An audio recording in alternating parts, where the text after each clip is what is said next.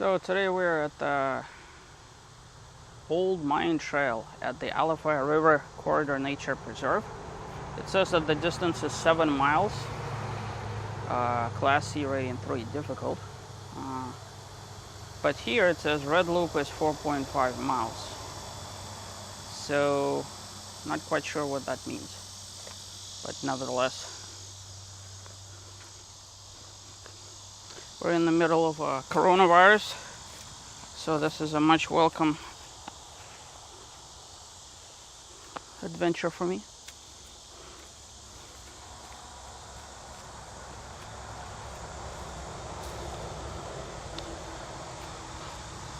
So to get you an idea, this trail starts over next to Highway 39 in Alafia at the Alderman Ford Preserve in Alderman Ford Park. This area was almost preserved in perpetuity, with exception of very early years. Alderman Ford has a history of, if my memory serves me right, they used to cross cattle out here. That's why it's called Alderman Ford. And then at some point it was mined, portions of it, like direct Alafia River itself. And then eventually it was preserved in perpetuity. Here you're going to see a lot of mature hammocks and a lot of mature trees. Very old growth. At first we're going to hear traffic noise, primarily because we're kind of sort of paralleling. And then we're going off into the deep.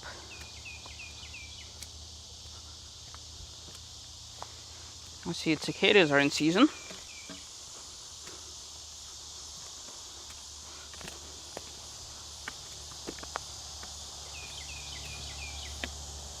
So one thing you're gonna notice about this area specifically is it appears in a lot of decay, if that makes any sense. If you look at the trees all around me, if you look at how everything is just rotting, slowly withering away, part of it is because Florida soils are absolutely horrible, and couple that with high humidity environment, perpetual flooding. This area floods, as a matter of fact.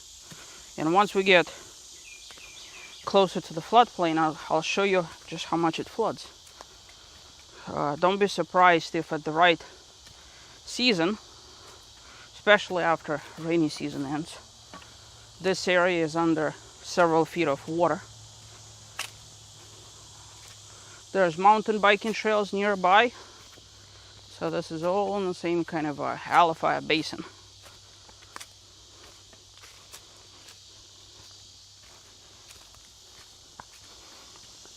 Several things to note: obvious critters and dehydration, so bring plenty of water with you.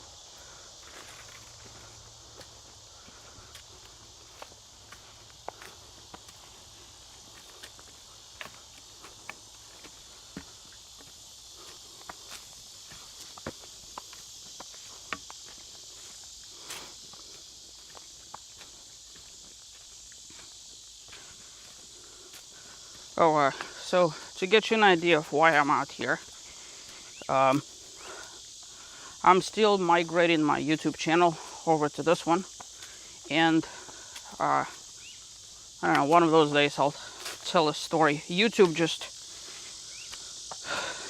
doesn't want to cooperate. Anyways, so I decided to upgrade my audio situation, and as you know, You've seen some Rode VideoMic Pro in my stationary videos, in some of my vlogs. But for hiking and stuff, I have just purchased Rode Wireless Go with Rode Lavalier Go and Zoom H1N recorder. Now, Insta360, which is the camera that He's recording this whole trip. Does a fairly swell job with filtering, voice and stuff like that, but never pays to be cautious. You don't want your video footage ruined.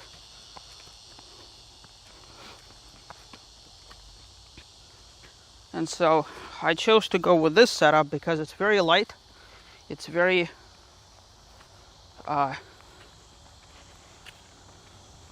easy to carry.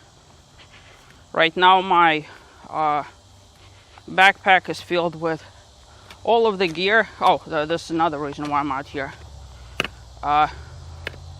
Those of you that have been following me for a while know that I got into a pretty nasty car accident some years back and messed myself up pretty badly. So after physical therapy and all of that, and doctors and lawyers and stuff, so I have limits as to how much I could carry, and I have to wear a knee brace pretty much most of the time. So between damaged neck and back and knee, I have to be very careful with how much weight I carry. And so right now I'm carrying everything I would be normally carrying. I guess I could add another pound, but if you follow my channel enough, you know that those brutal hikes, 9 miles up the hill in the mountains in the Appalachia, every extra pound that you bring, you feel it. So you have to be very careful with what you bring and how much you carry and stuff.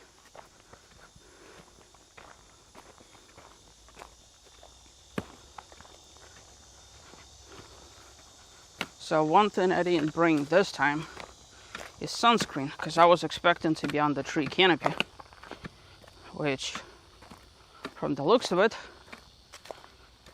it's not turning out that way. Alright, so off in the background over there, I don't know if it's gonna skitter off or not. This is one of our very special critters here in Florida. It's protected. It's called a gopher turtle. Those suckers grow huge. No fear of humans whatsoever. Back when I used to mountain bike, you had to dodge them. Look at this guy. Look at that. And this one, if I had to guess, probably, don't want to spook them, I would say maybe 20 years old, but they grow much bigger. Much bigger. This one is still has a lot of growing up to do.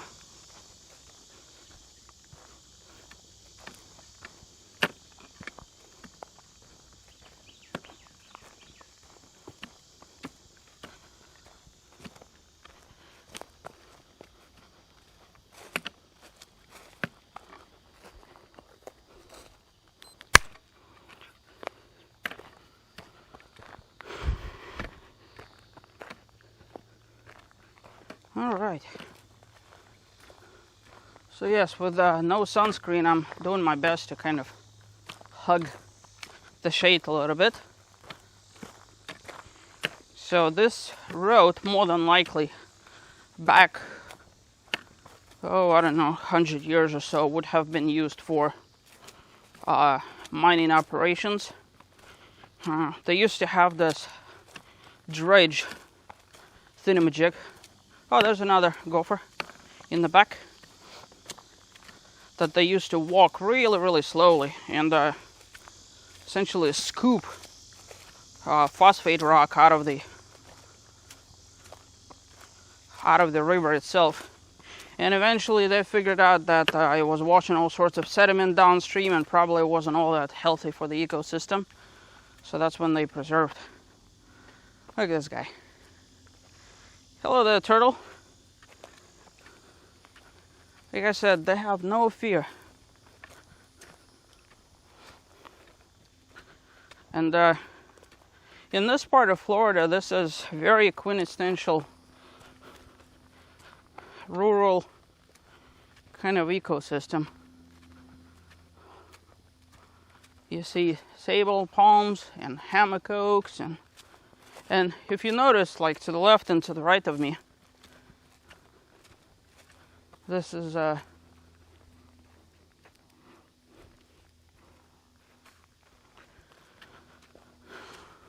everything is kind of soggy and sad, despite the fact that it is a dry season. But still, everything falling apart like that. Everything here is dying. It may take it several centuries, but it's being taken over by stuff like this over here, blocking out the sun. This is invasive species, Brazilian pepper. The problem with it is it's very prolific. It blocks out the sun, and if you notice, if you go like up into the tree canopy and look all around me, there's Spanish moth, and no, despite the fact that it looks beautiful, it's really not that good for the tree.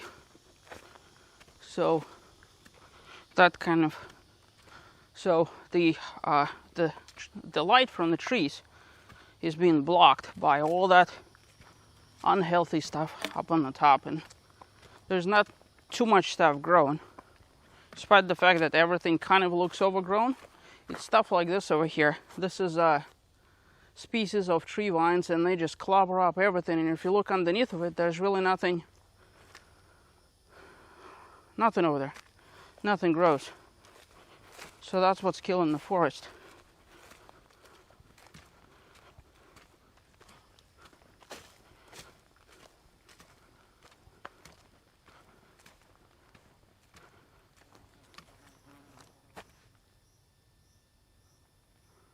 I wonder if I need to, well, I wouldn't be able to do it now, would I? No.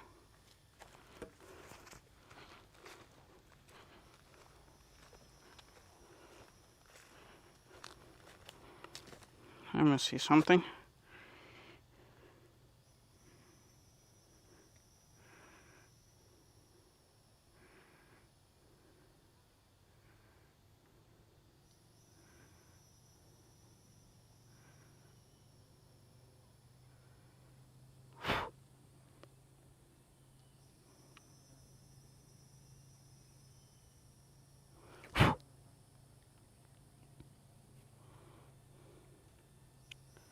All right, everything is good.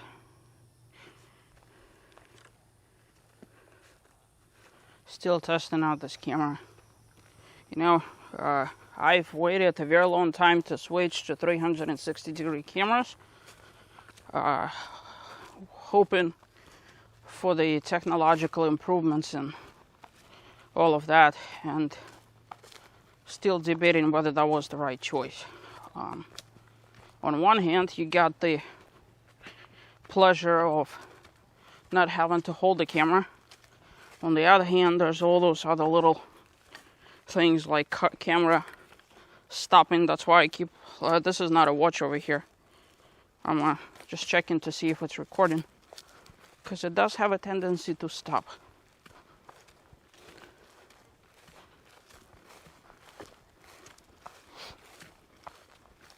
So when hiking, you have to pay attention to the column blazes, hence the term trailblazing, just to make sure that you're on the right path. And also, keeping out of the sun. If you notice, I'm not walking on the other side of the trail, because at least this side over here provides some shade. All right, so here, still fresh. You could see that somebody was doing prescribed control burn, or it was a natural forest fire, just to clear out the brush. Fires are healthy for the forest. They burn through a lot of that gobbledygook, giving species an opportunity to flourish eventually. and things to sprout.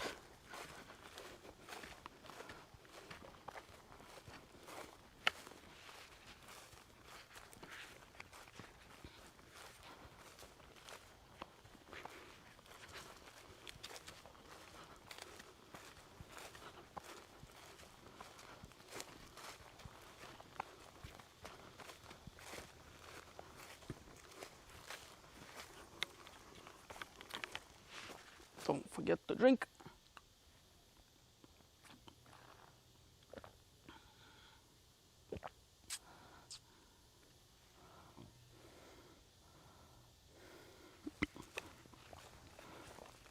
This is something that a lot of people forget to do.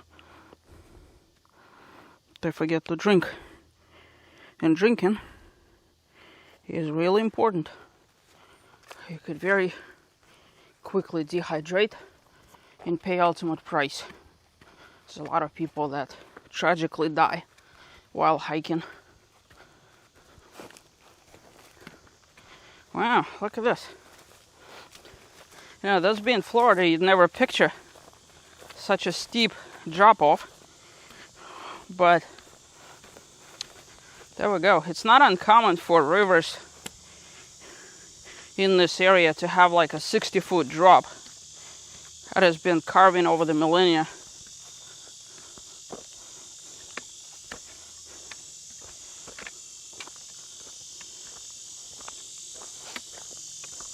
Now on the placard, it said that this spark, apparently, oh, look at this, it's metal.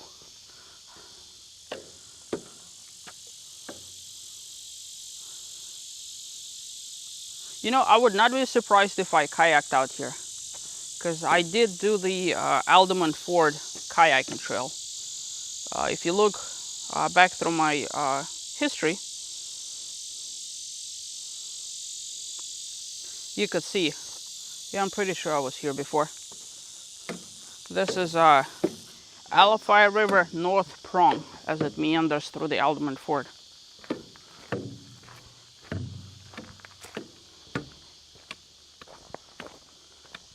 Look at this guy. This over here is an ancient hammock oak. And if you look at my Highland hammock videos, you could see those guys over there. Really, really big. But they are also species that really isn't meant to be here, unfortunately. They are rotting away from the inside out. Don't be surprised if within my lifetime... Oh, there's deer over there in the back. Don't be surprised if within my lifetime a lot of them are not here anymore. They rot. The core of them rots out and then they fall. But with proper tree management, I suppose anything is possible. I see that there's a bunch of trees out here that have been cut with chainsaws, so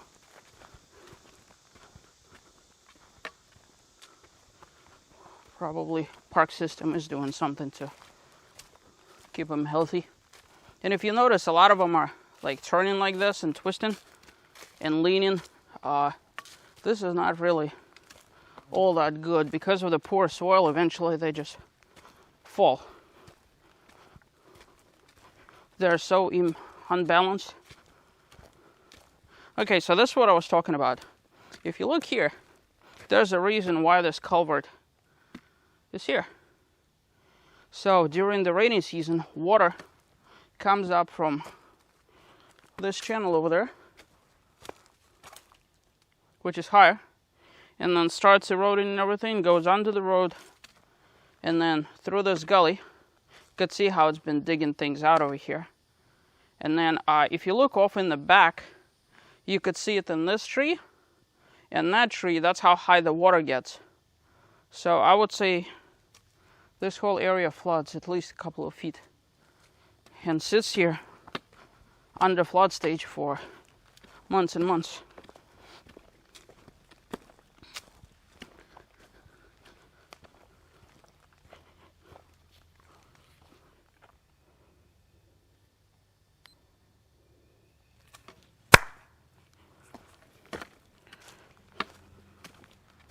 Here's another gully.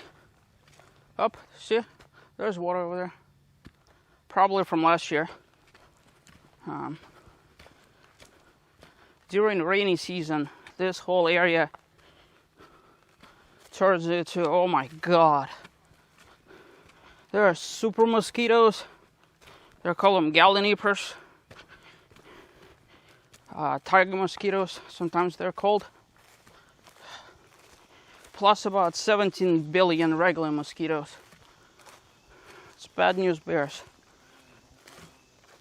But now it's a little bit drier. And from what I understand, the other day, county actually flew a plane out here and sprayed all these lands with mosquito pesticide.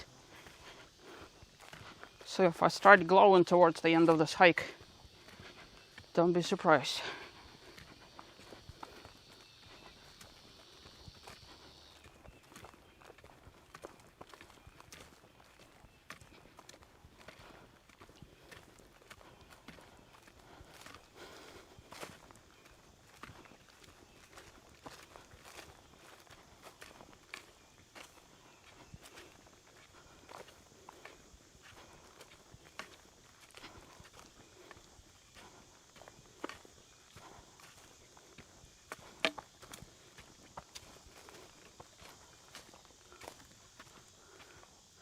Look at this guy. Pretty sure it's a species of cypress. Yep. There's a water cypress and then there's the upland cypress. And I think this is upland.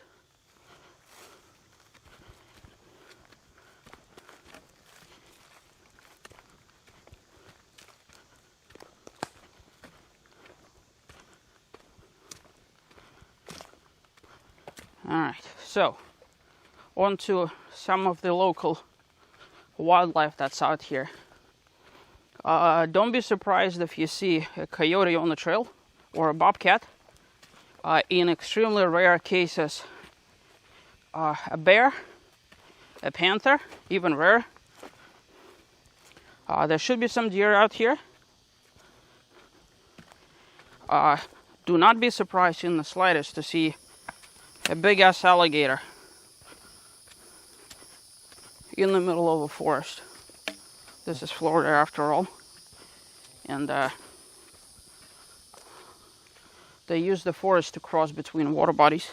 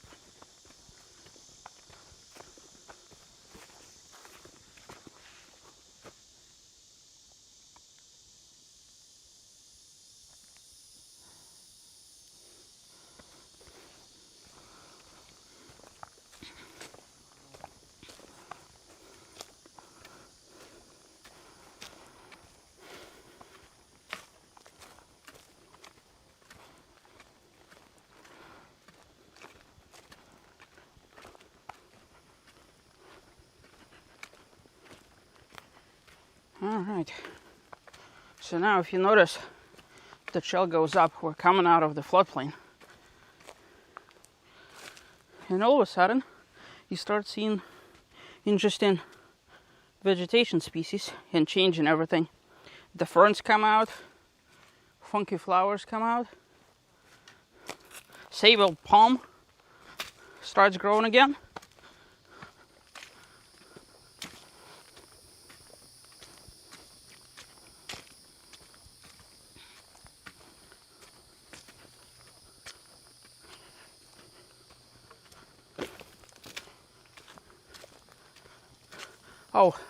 Another species you're gonna see out here, I would not be surprised if we see them, hogs. They run amok out here. I've seen enough of them here in Florida.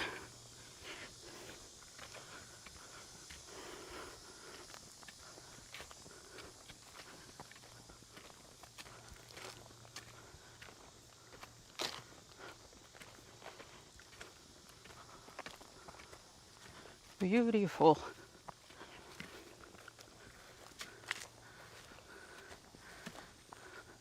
So if you look up over here, this is a species of oak.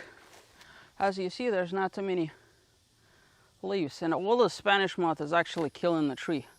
You could see fungus in places. So when it rains, what tends to happen is, because of the poor soils and because of the funguses and everything, the Spanish moth weighs heavily on the already sickened by disease and other things, branches, and then they fall.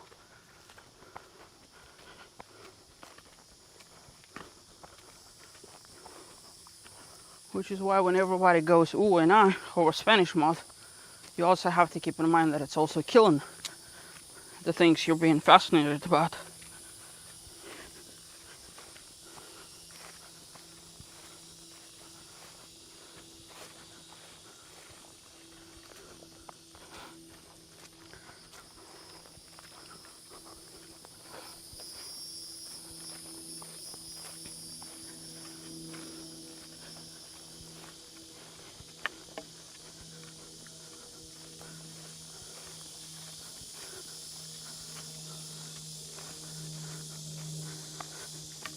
Notice something? All of a sudden you start hearing cicadas. So it means that cicadas have a preference for the type of trees and vegetation in which they congregate. It looks like they don't like wet. Oh my goodness. Look at this guy. That's a big tree. Big, big, big. I would not be surprised if this was a youngling when America was first colonized. Look at it. It's probably 500-year-old tree, if I had to guess. Cool.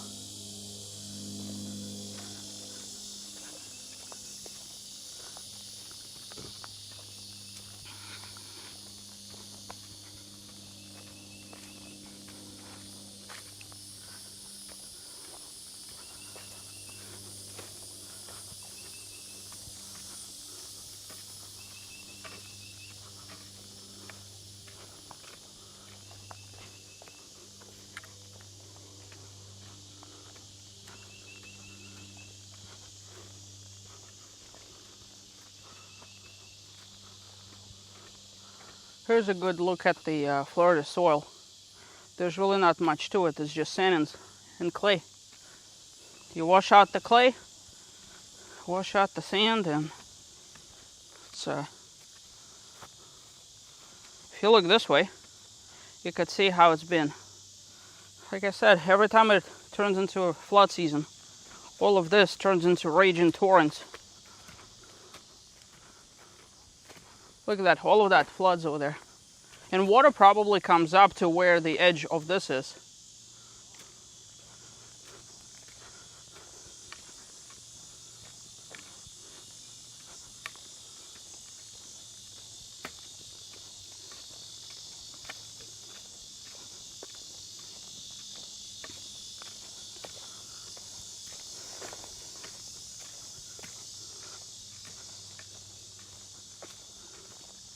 Alright, so now we've crossed out of the intermediate zone, and everything up here on the flat should be nothing but upland species. Start seeing, oh, if you look that way where my pole is, see that tree over there covered with fungus? That's what I was talking about.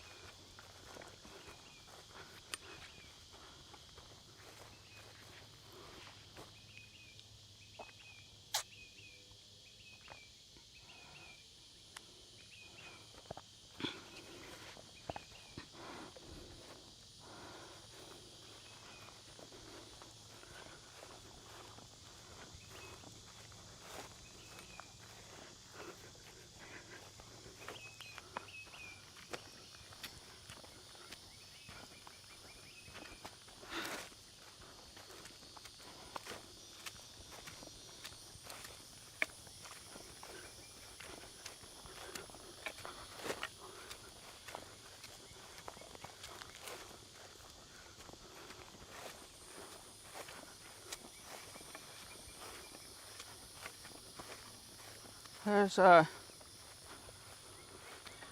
not sure what that is over there on the other side of all of this.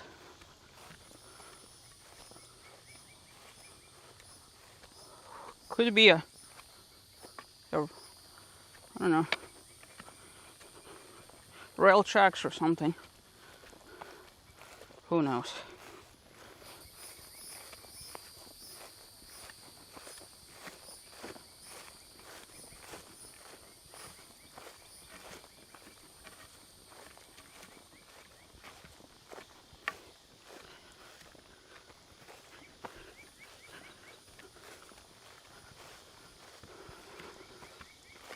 All right. You know, I bet if you come out here during the right time of day, you're gonna see a whole bunch of deer.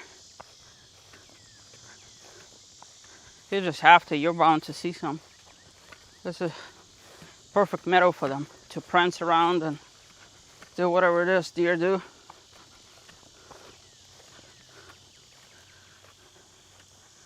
Here's a good example.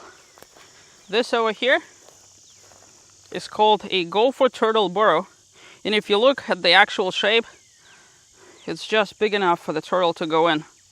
And those burrows are actually in use by more than just the turtle. There's also indigo snakes in there. There's also burrowing owls, which is another really cool species.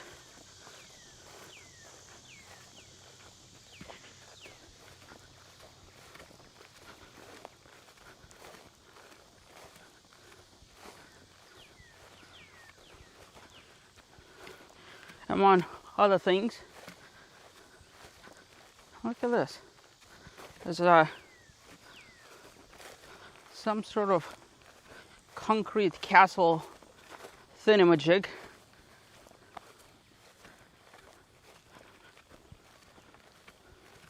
I wonder if the shell will lead us there, because this goes way out straight. So let's see if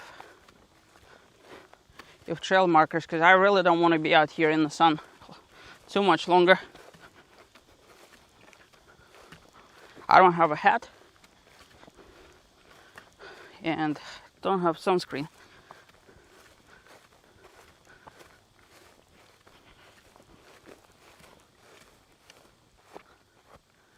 Look at this. Look at that little butterfly and a bee. This up here is called lantana. It looks beautiful, looks flowery and everything, but it's actually an invasive species that it is virtually impossible to get rid of. Trust me, I've tried.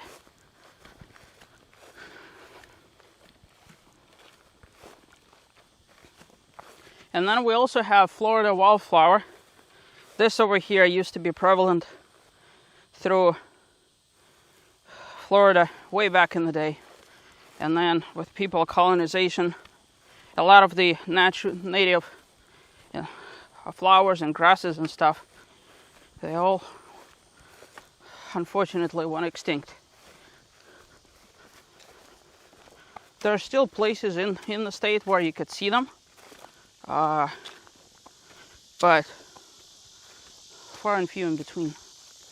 Look at this.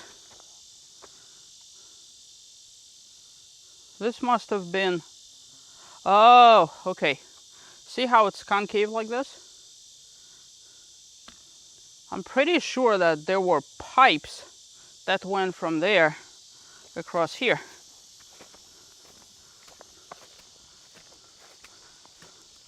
Probably going diagonally that way. And then all of this rubble is some of them being removed. See this? Yep. And I bet you, if you stand here long enough, there's all sorts of critters out here. Raccoons, foxes, and squirrels and other things. Okay, so here's a good reason to pay attention to the trails. You see a blaze over there and a blaze over there. This means that this whole thing loops. So whether we go up this way and then come back this way, or vice versa, let's go this way.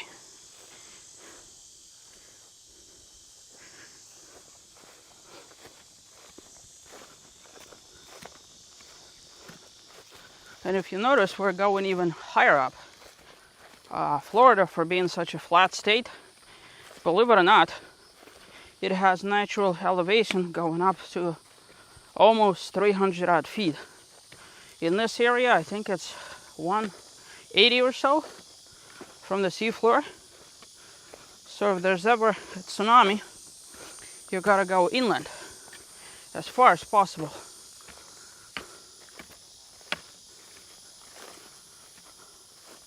But in this particular case, this is not a natural hill. This is a berm for a containment of sorts. If you look through the trees, there's a swamp. And then if you look that way, it drops off. So this was some form of retention or containment or settling project back in the 1800s, in early 1900s. This is like a clay pond berm or something of the sort.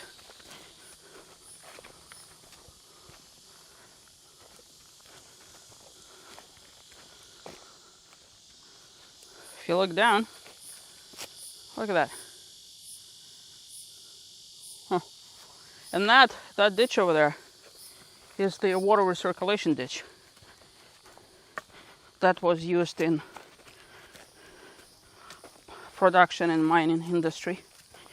To get you some background, way back in the day, nobody really cared about the environment. And not to go old tree hugger on you, at some point in the 70s, they determined that, well, environment is kind of sort of important, so they made reclamation of mandatory, but this qualifies under non-mandatory, meaning that it was done and over with before that rule. So it was abandoned, and nature took over and kind of reclaimed itself.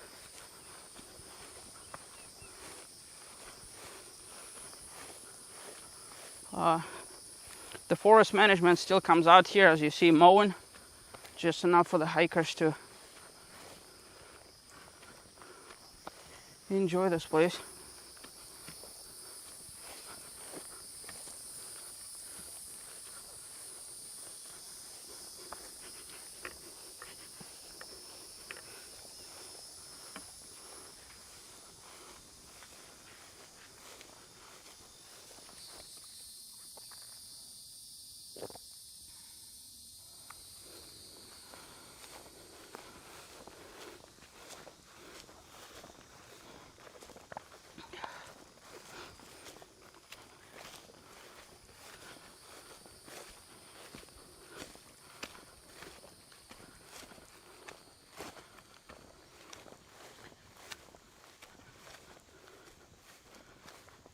Uh-oh. All those clouds gathering isn't all that good. Means that rain is coming.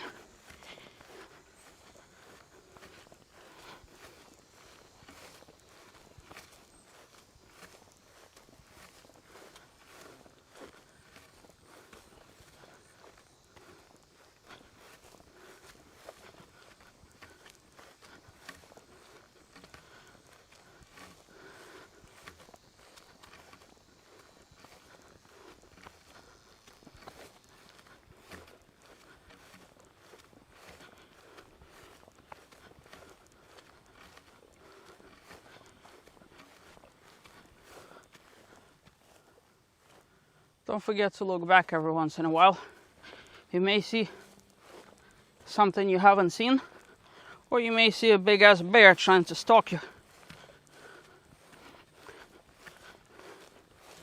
And the reason why I'm talking so much is actually for that very reason. To keep the critters very well aware of the fact that I am coming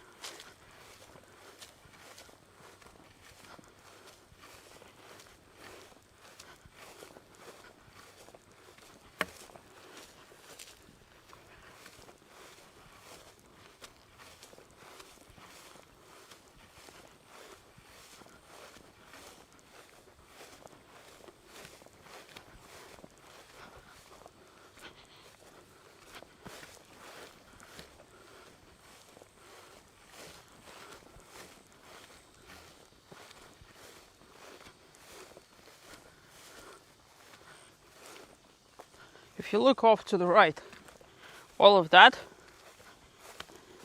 used to be flat at some point. So what happened over the years is a lot of it consolidated and compacted and dropped in elevation.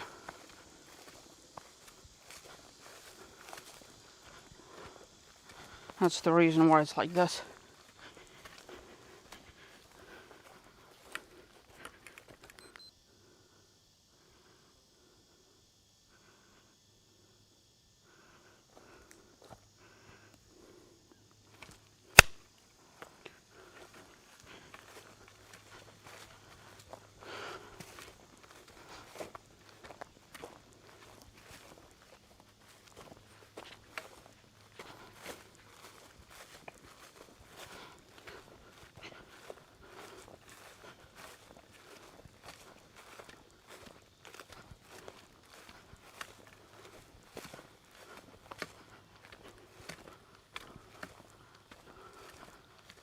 See, we're coming up on the swampy stuff. That's the reason why I hear alligators serenade in the background.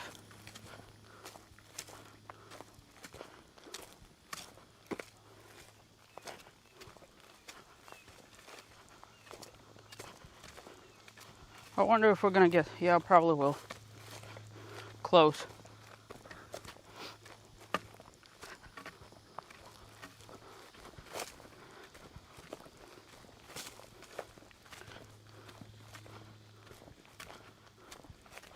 Or at least closer.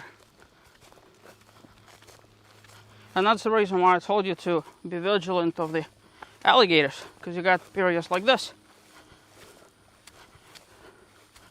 Alligators don't have any problem moving from there, scaling this hill over here. See how much lower that is over there? They don't have any problem scaling. Here, I'll show you. Scaling all of this. And then crossing the berm and then going all the way down. They do it all the time. And if you go a little bit that way, that's where the Alafia State Park is and the mountain biking trails. So this area is just perfect with all the ups and downs and everything. Just perfect for mountain biking. And yours truly, before the car accident, was taking part in such activity on his full suspension mountain bike.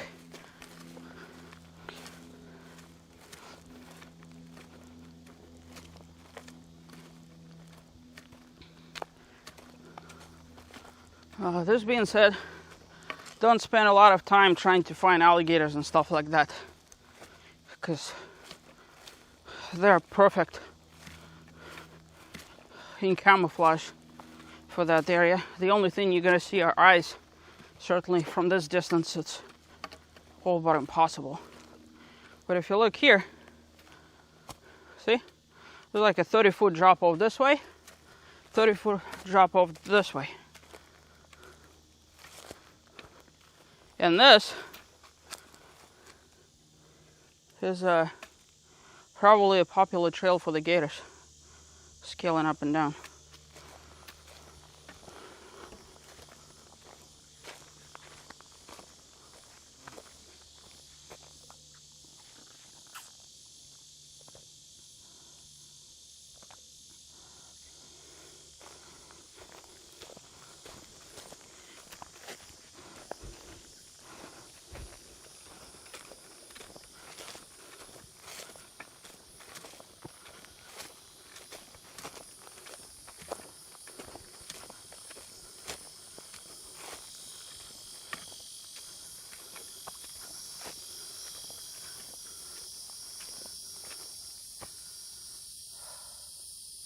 It is peaceful here though.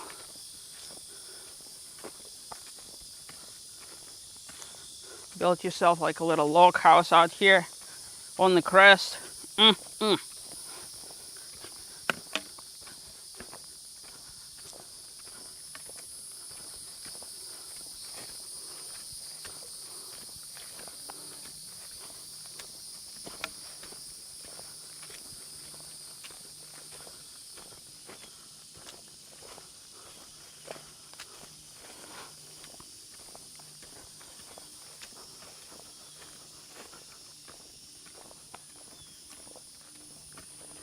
Another reason why alligators crisscross and zigzag like this is because if you look over that way into the lake, right, all you see is water lettuce on the other side over there, and then you see whatever the heck it's called on this side. And so what that does is it blocks out the sun. There's lack of oxygen in the ecosystem. It causes something called eutrophication. Eutrophication essentially is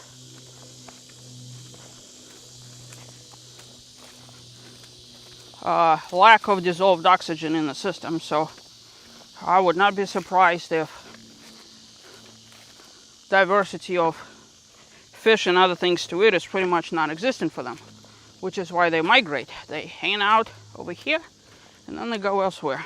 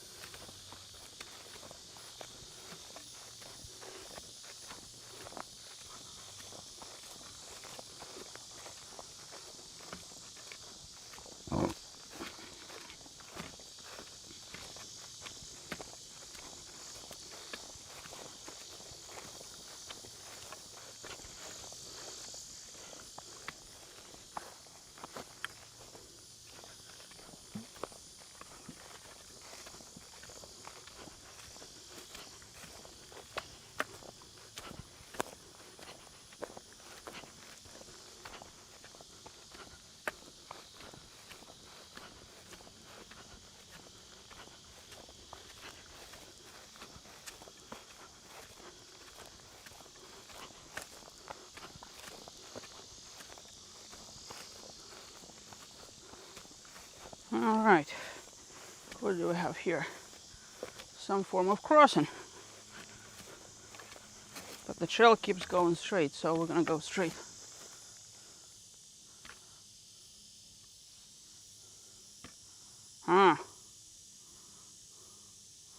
Doesn't inspire a lot of confidence.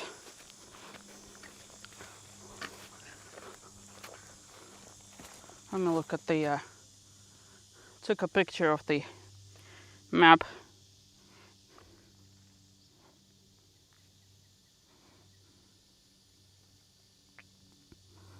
Let's see what we're doing.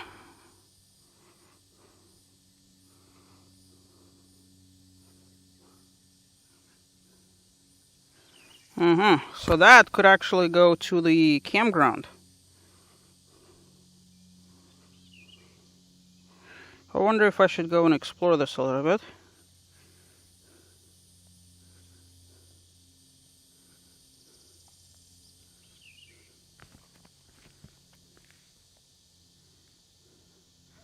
Where's the satellite? Oh yeah, that does go to the campground.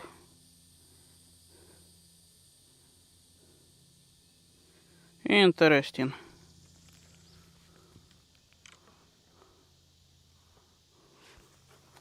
Tempted to go, but that's gonna add additional mileage to my hiking. So now we're just gonna go straight.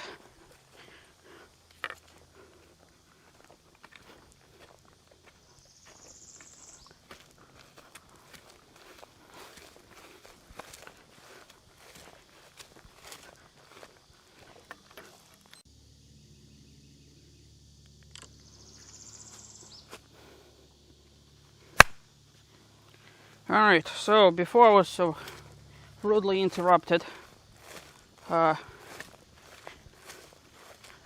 to finagle with my camera a little bit. Like I said, the jury is still out on it. I mean, the quality of the video is good.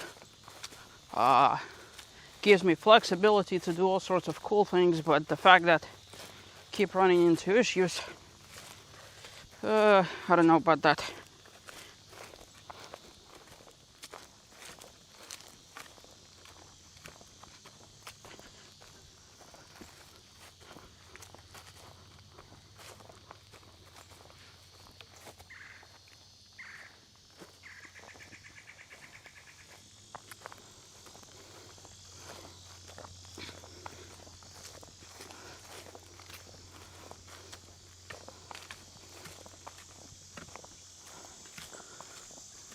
So I'm expecting us to start kind of meandering on the other side of this stuff over there. Look at this. Tree just, like this is Florida for you right there. It's very typical for Florida, for trees to just fall apart like that. Sometimes you look at a tree, and again, it boils down to poor soils and other things, fungus and beetles and things.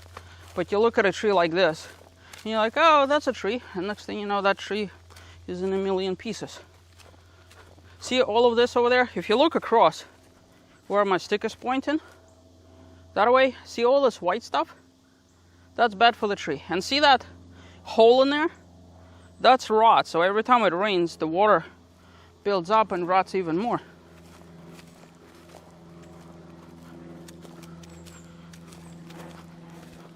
Now, I guess this is a part of natural process, but still, it's kind of disheartening to see stuff fall apart within your lifetime. I'm sure in the scale of centuries and millennia, maybe not that bad because things come and go, but still.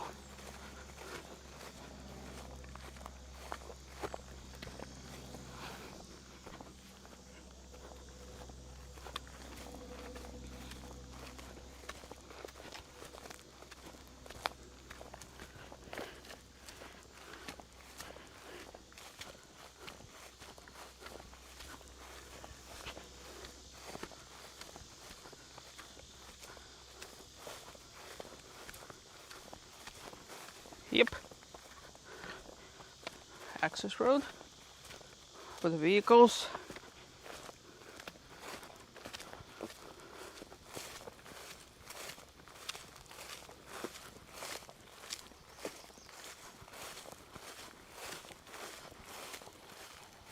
Huh.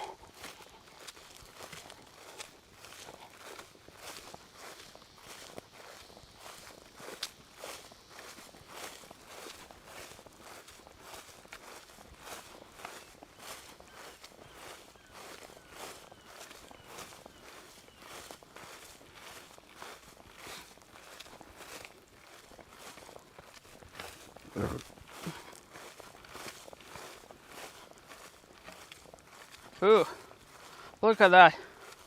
All of that is dead. Over there. Dead.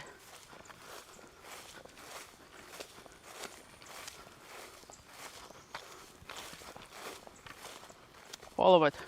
Falling apart. Look at it. Wow. Dozens and dozens, if not hundreds of trees. And the reason why they're dead is because they're upland species of trees located in an area that sits flooded for months and months at an end. This over there. Another thing is where they're growing is compacted clay, so which isn't all that good for vegetation to begin with. Well, I take that back. Clay is good if it's mixed with other things, but if it's just pure clay, there's not much nutrition. And so, part of that, if you look at that tree over there, see all that swampy stuff in there? So all those trees just rot and die. And maybe they come back some during dry seasons like they do right now. But the fact that it's a flood zone over there, they're not meant for it.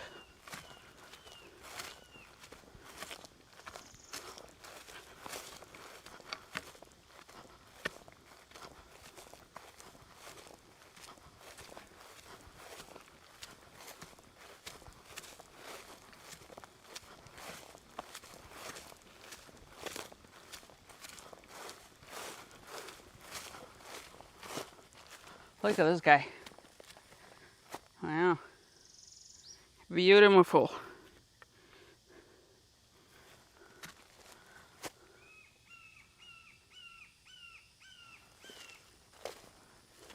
Got a red shoulder hawk somewhere. Calling to its mate. Okay, so we've switched over to a different type of blaze. This is a yellow blaze.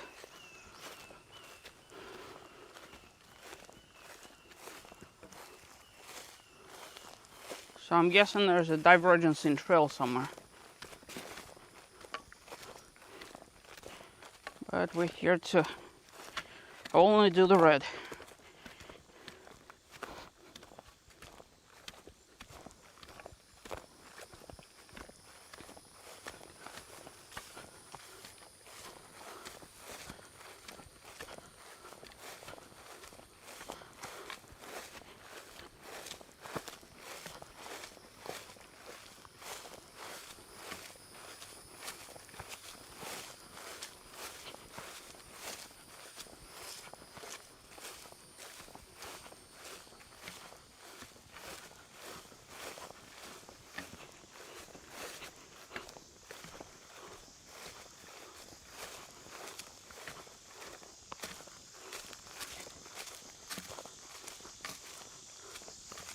Huh. Well, that's rather disconcerting. When your blazes just stop. It's supposed to be red in color. And there's no indication on the map that there's any other trails over here.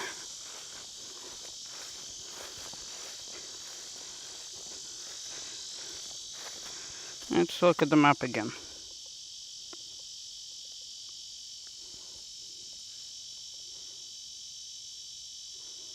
Interesting. Nevertheless.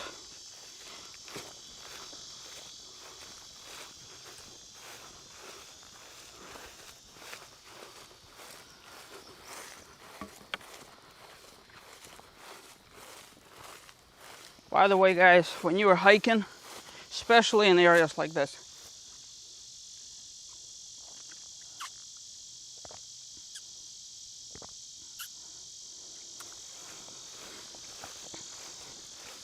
don't forget to drink. It's very easy to get carried away and not drink. Have to stay hydrated. Likewise, you also have to be vigilant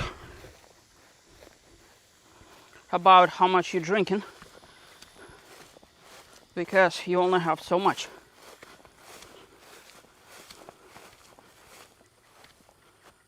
Look at that.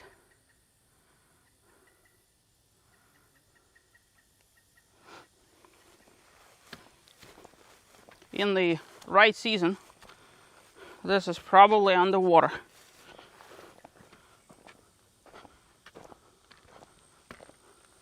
And this over there is where alligator would be sitting, waiting for a hog or a deer or something. Okay, so here's a good indicator. It's talking about a yellow trail, right?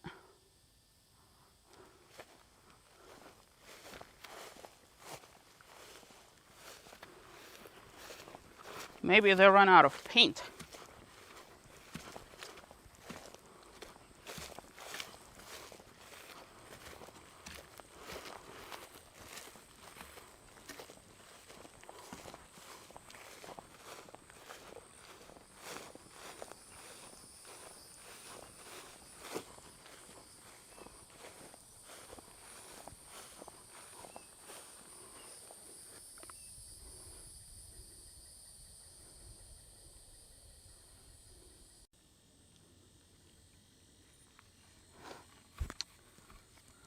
Okay.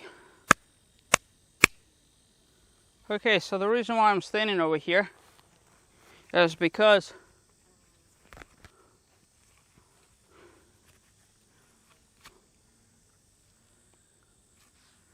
somebody, and I remember reading about it on the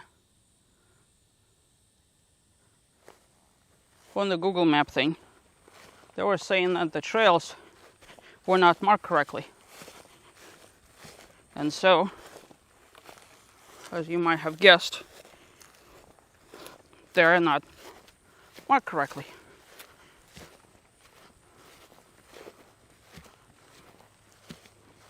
And the map that's made isn't made properly. And I know that to be true because I've looked at enough maps in my lifetime.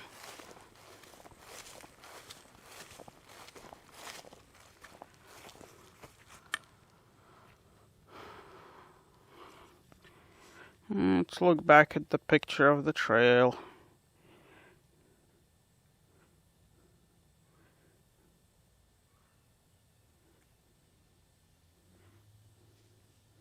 Yeah, we're way off the trail.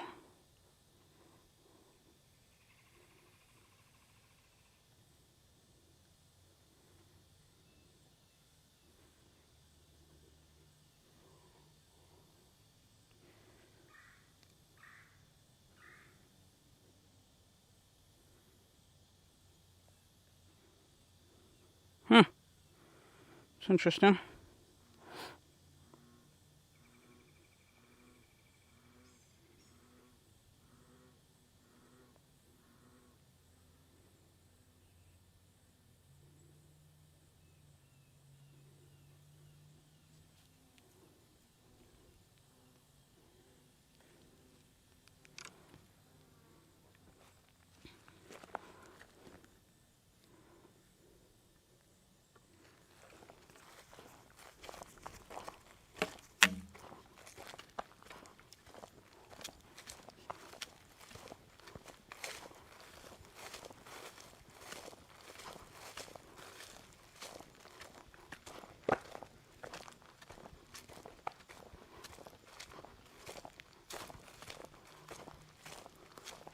You know, maybe at a different time, if I was a little bit more familiar with this area, I would have gone down those trails over there.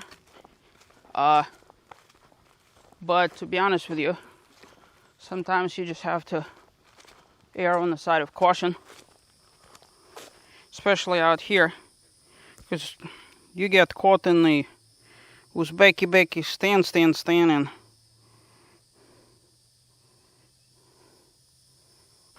yeah, I'm like way off the trail, at least based on the. I wonder if I could pop open my old trails map. Skip.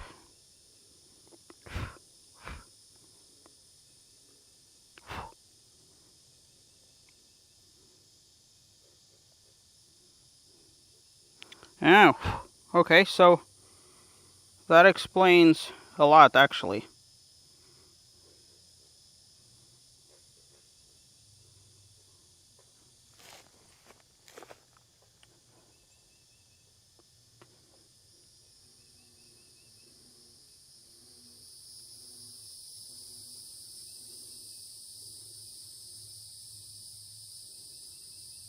So somehow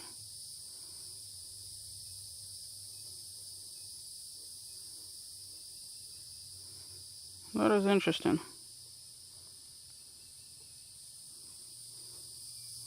I don't know if the camera is picking this up, but the original trail is supposed to be on the other side of this where I just came from, but that's not where it was. So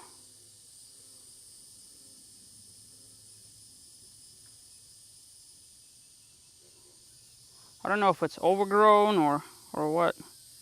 Well, I'll tell you what, there's always another time to come back here, and there's always another time to explore that.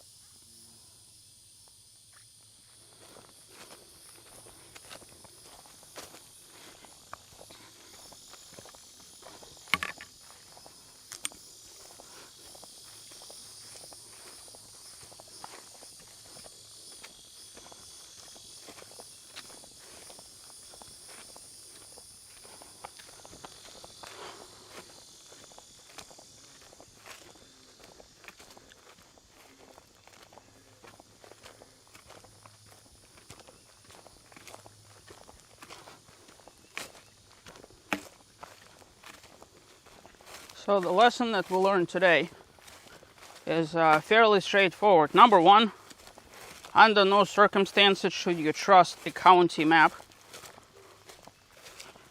I would highly advise that you use old trails instead. And number two, regardless of whose map is right or wrong,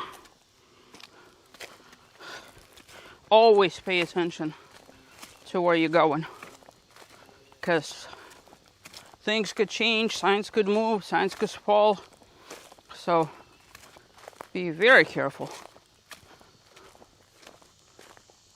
See, like this is a perfect example. Yellow trail is nowhere to be found on the map that's by the parking lot, but here it is.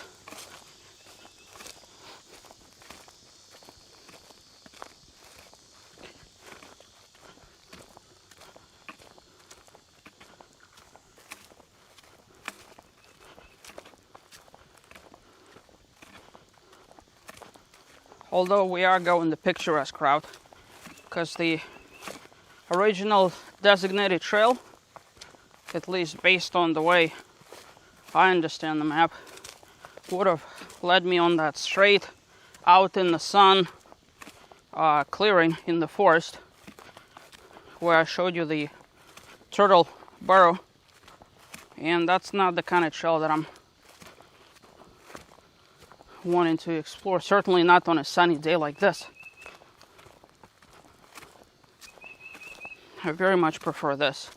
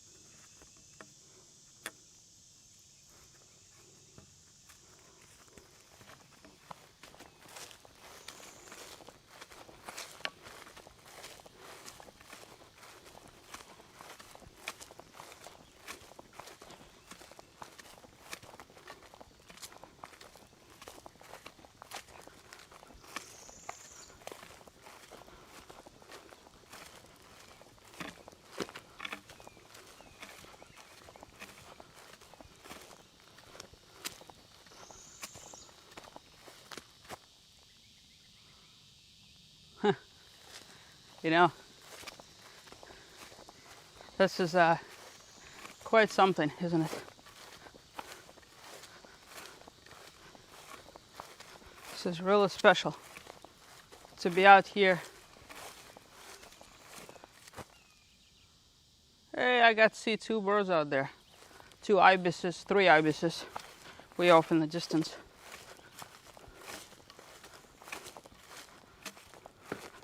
This is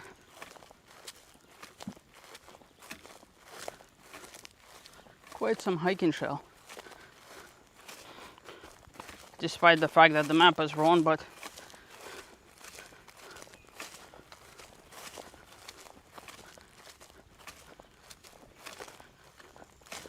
still beautiful.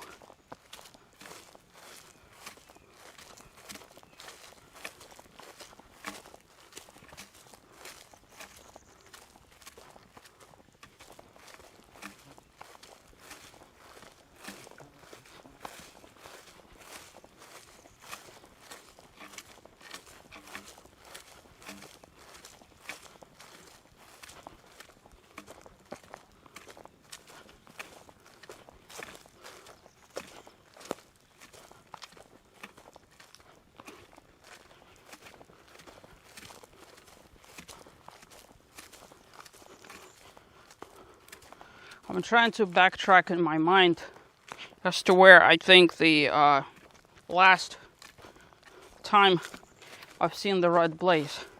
And remember that fork where I said, oh, it goes there or it goes there? That in itself may have been where I made a zig where I should have made a zag.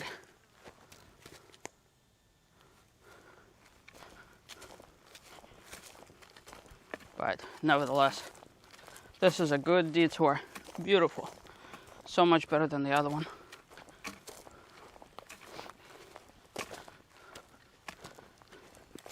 And the fact that it's shaded, because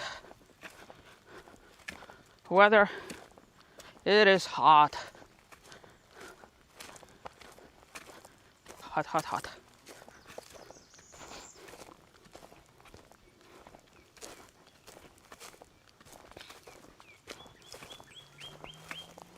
See all of this over here?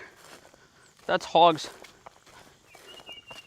That's the reason why I said watch out for the hogs. And while we're on topic of hogs, I have to wear the proper footwear for one, and also do your best not to roll your ankle, because it will turn a beautiful day into bad news bears.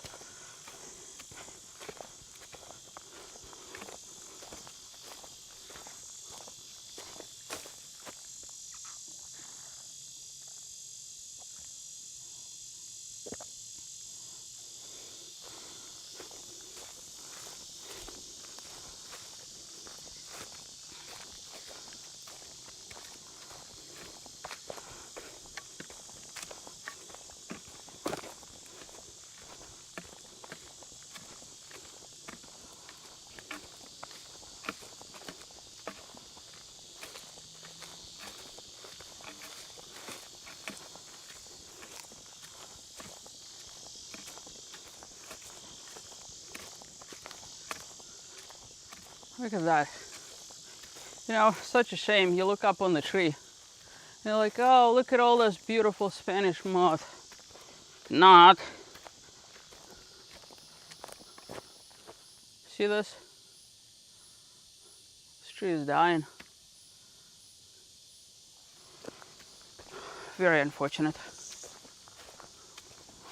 But such is nature. Could be cruel.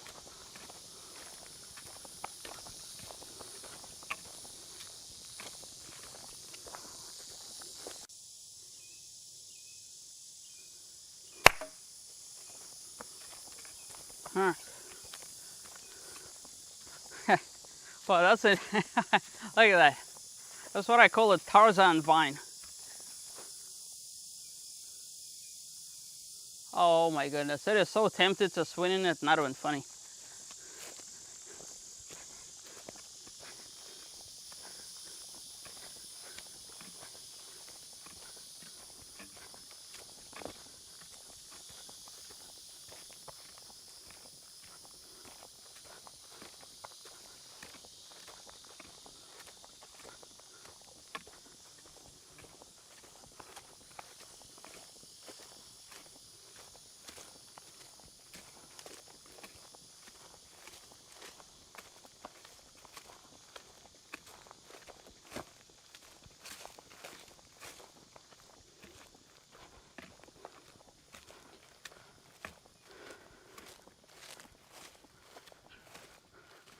Here's another tree. If you look at all this orangey, rusty stuff, I don't think it's all too healthy for the tree either.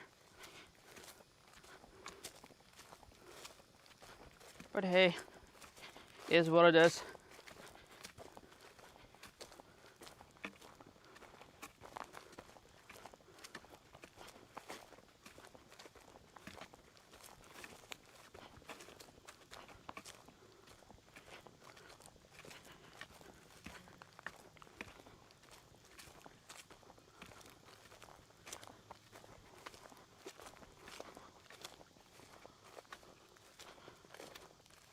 So a little quick tip that I've learned over the years with respect to hiking.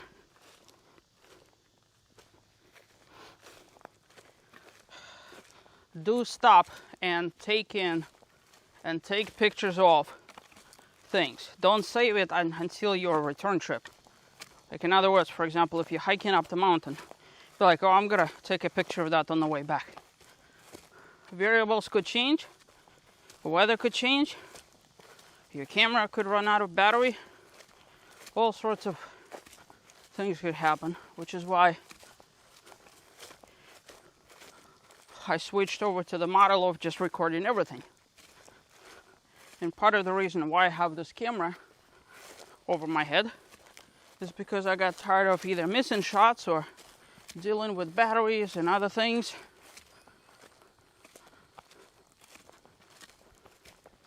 So now I can actually enjoy the hike and deal with video editing in the post. The downside is with 360-degree cameras is there's 360 degrees worth of angles in editing and all that stuff that you gotta do.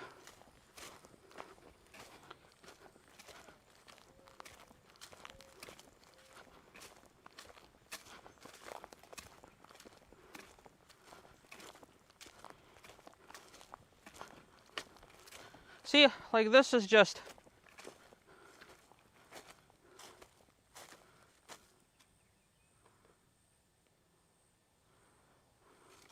what does it say over there?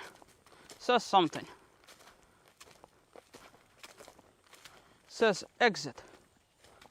But why does it say exit?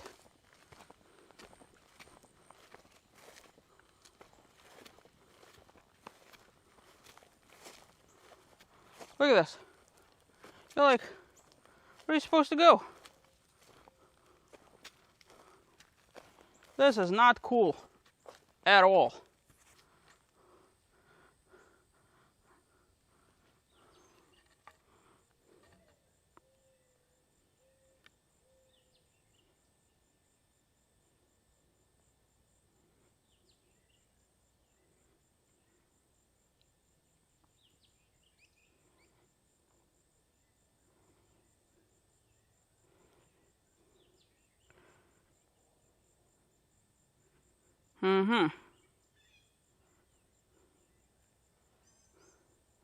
Or I guess it's an additional loop that you could do. Should I do that loop? What do you think? Yeah, I probably should.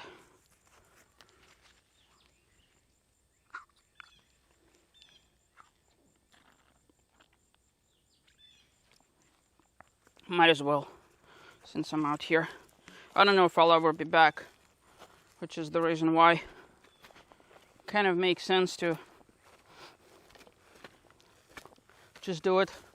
But this is just a prime example. I mean, look at it. 1, 2, 3, 4 different directions that you could go. All the same trail. This is not cool. What they should have done was color this something else. I don't care what color, because they shouldn't mislead you like that.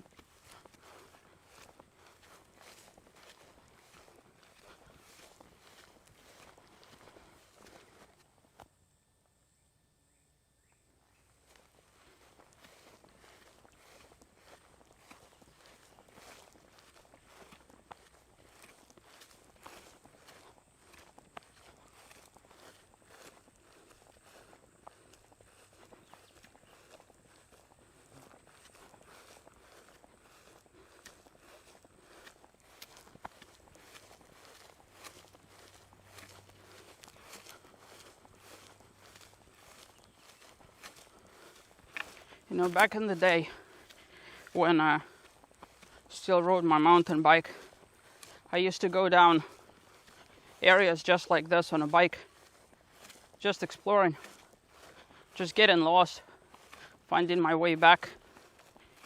So, despite the fact that I may sound grumpy, I'm actually enjoying this.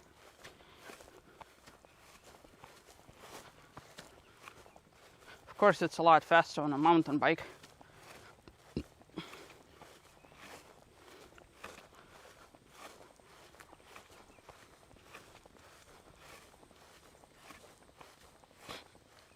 And notice how flora and fauna over here is completely different.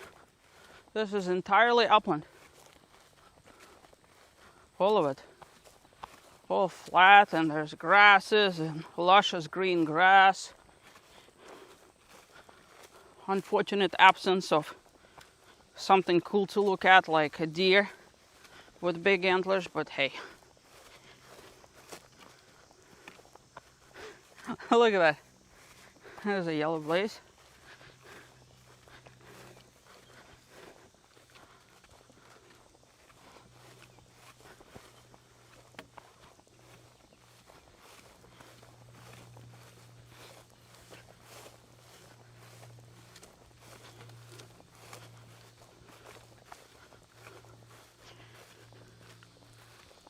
More hog uprooting. So, but yes, I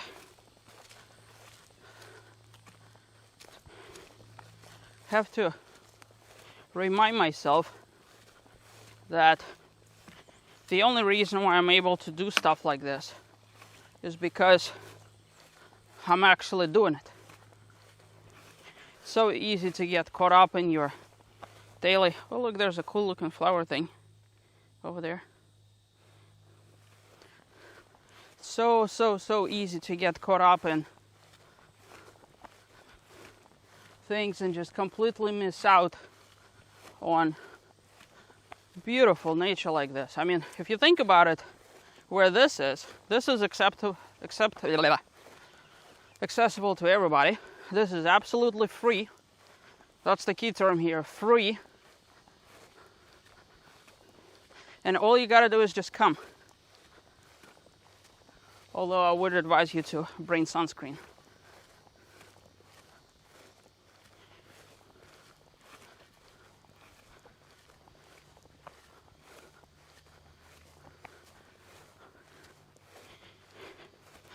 You know what I think?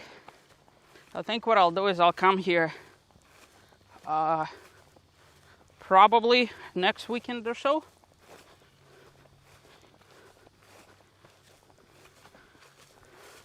Maybe a couple of weeks from now. And instead of having that camera behind me,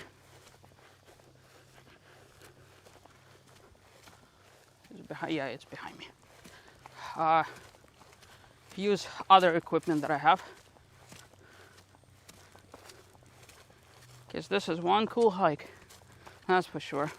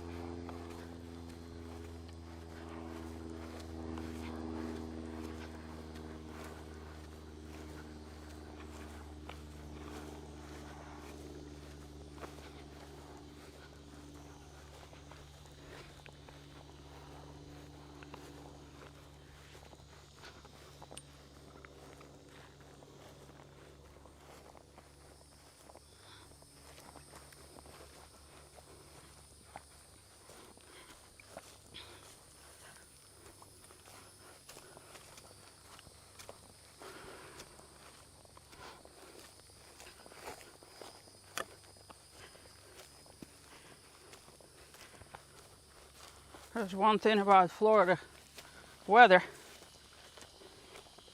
have to turn yourself into a weatherman. Looking up on the sky, never know. One minute you got a thunderstorm coming, the next minute it's perfectly fine again.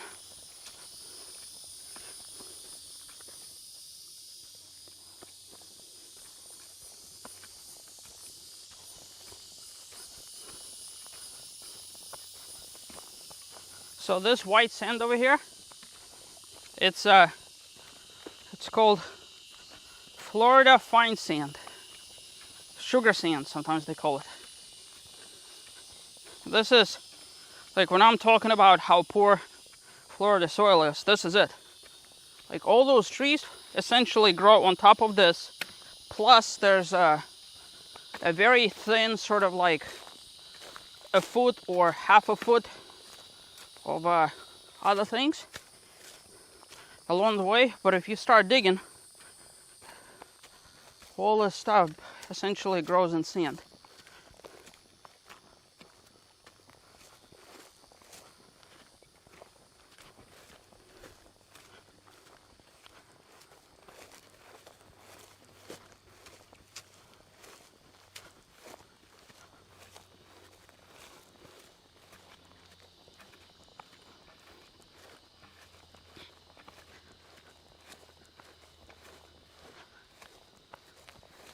Oh, I'm gonna pay for this.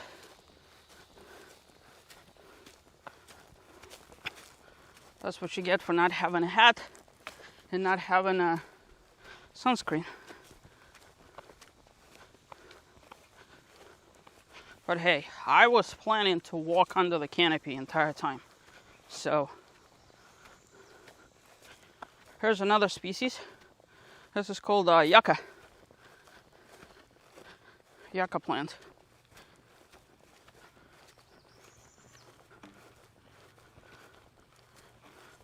There's some more over there.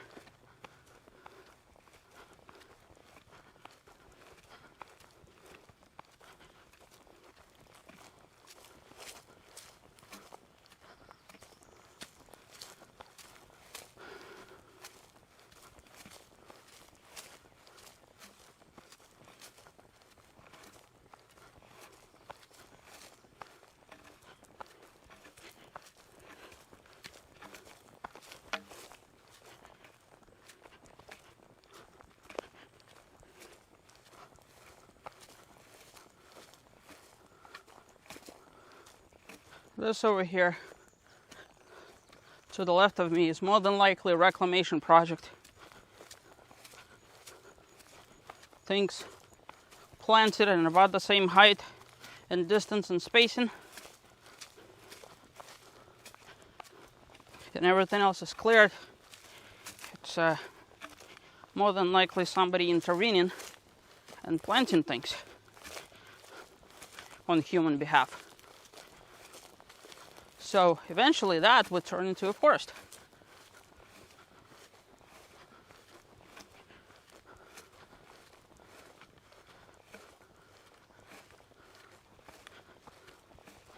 And I'm perfectly okay with it as long as it's done sustainably and responsibly.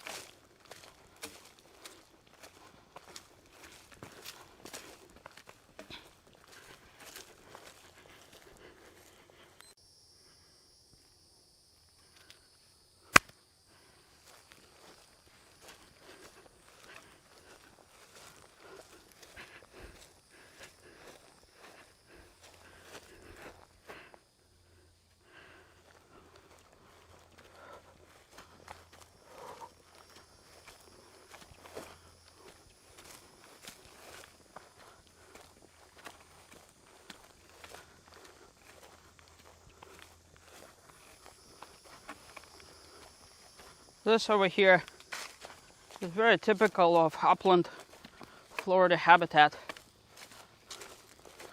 Very dry, sandy soils.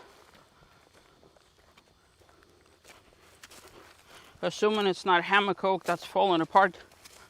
It's very, I'm actually surprised there's, well, I guess knock on wood, no Kogan grass over here.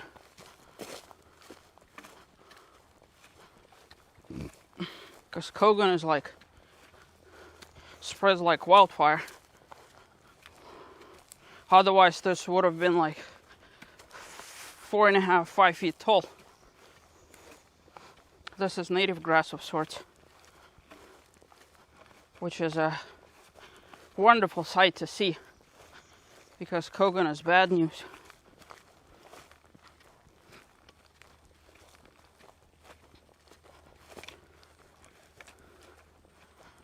And I've talked about Kogan in some of my previous videos through the years.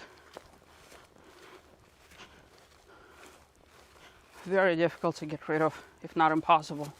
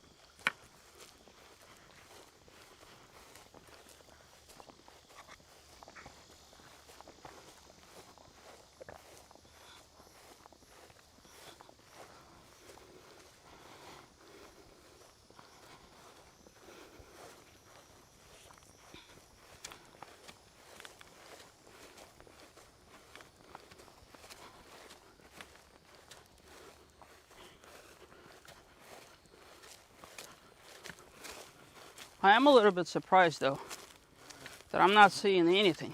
I mean, we've seen 3 birds and, well, from a distance, heard a couple of birds in the distance, and then saw a deer in the distance, but that's it. Normally, if this, well, actually I take that back, we did see a couple of turtles a long time ago, but normally out in the wilderness like that, you expect to see a whole bunch. Maybe it's the fact that I'm talking, scaring them off. But I would rather scare them off and be safe than the other way around. Look, pretty butterfly.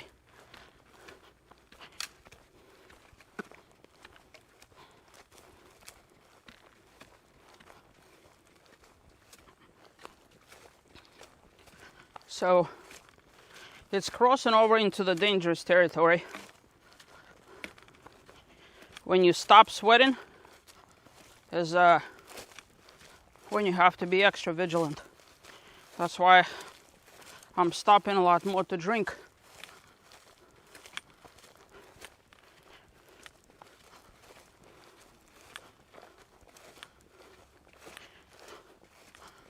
The last thing I want is to be caught off guard with heat exhaustion.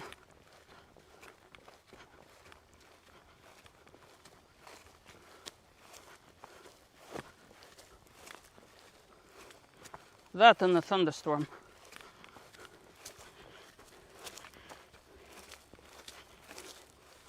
Which is a good segue. My backpack is water resistant but not waterproof, which is why over the years I've learned, look at this, everything over there, impassable, that's called palmetto palm.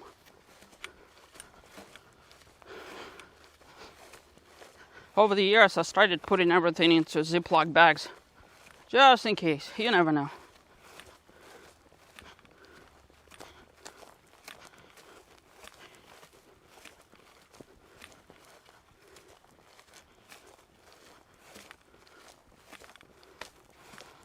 Something is blooming. Smells good.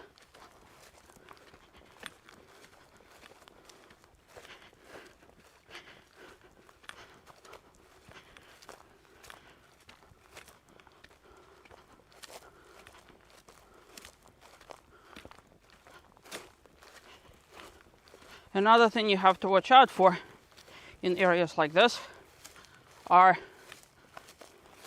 fire ants. I don't know if you guys are paying attention, but on this trail, sometimes I zig and zag between them. If you start getting bit on the trail, it's going to turn ugly really quick, because they will annoy you and itch for weeks.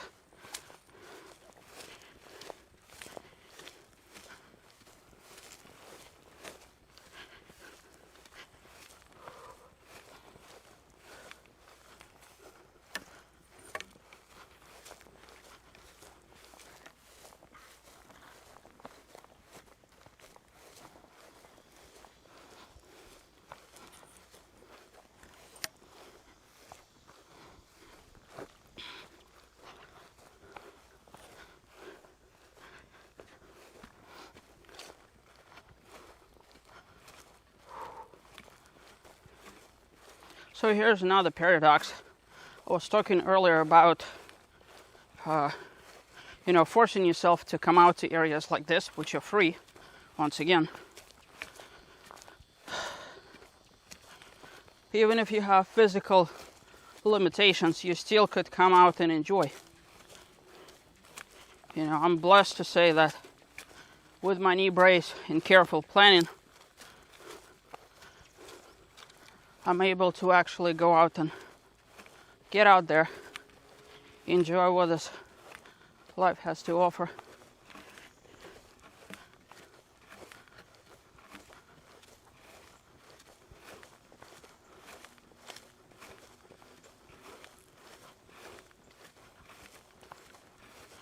Come on, shade. Hold the sun. I wonder, what are we looking at?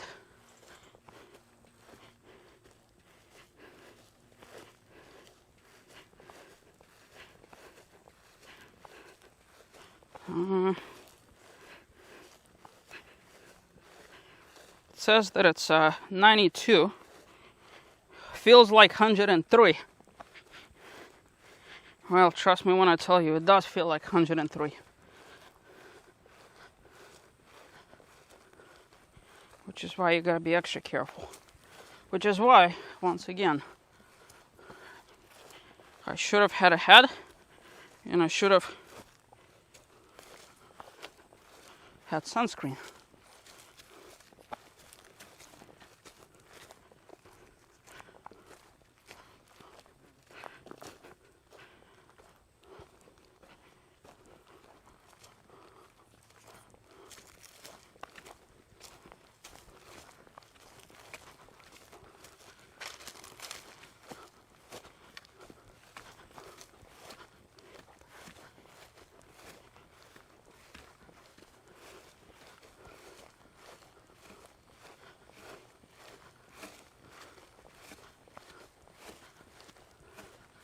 Beautiful, beautiful.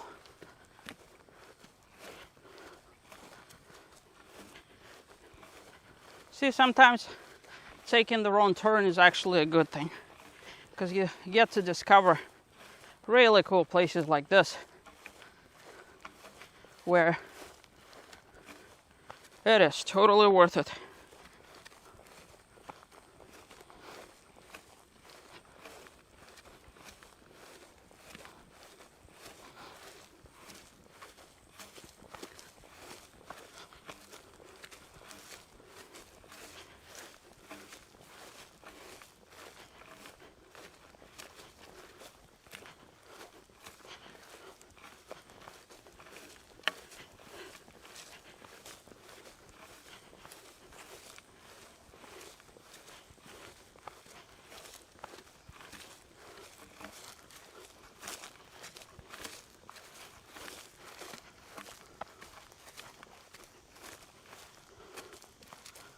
Whew.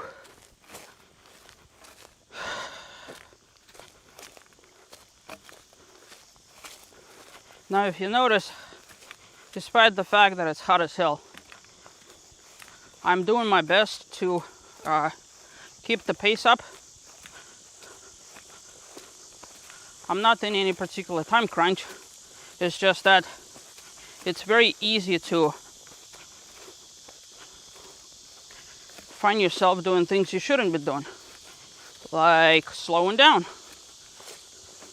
Because when you do, what tends to happen is, instead of doing the trail in allocated amount of time, you find yourself chasing sunlight.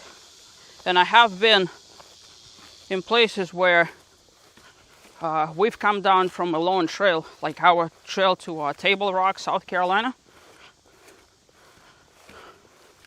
over by Lake Jocassee in the Appalachians. We got down in, like, I kid you not, 30 minutes later the sun set.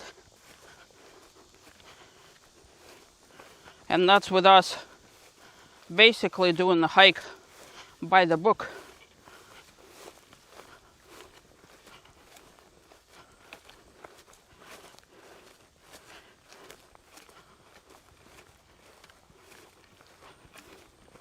Because one thing you don't want to do is find yourself on a trail, unless it's intentional, in the dark.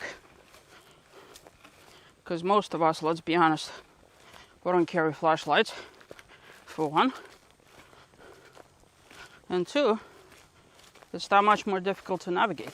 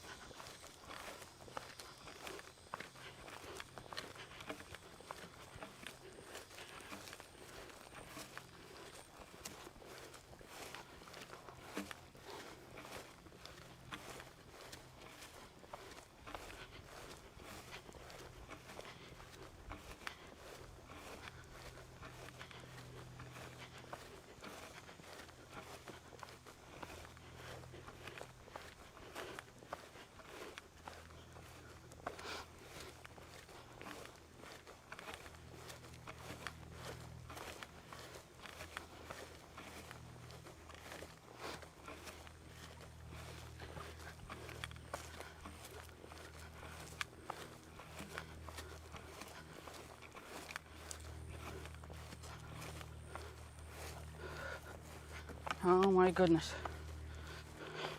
It is hot.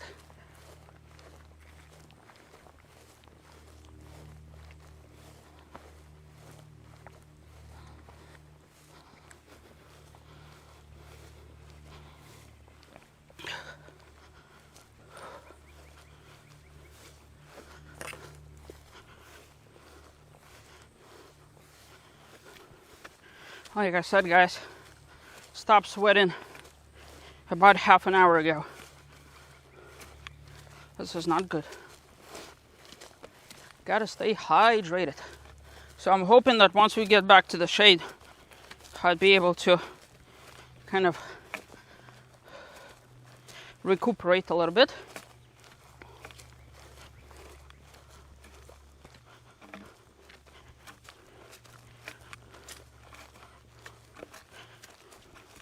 But that being said, because I'm vigilant, I'm staying ahead of the curve.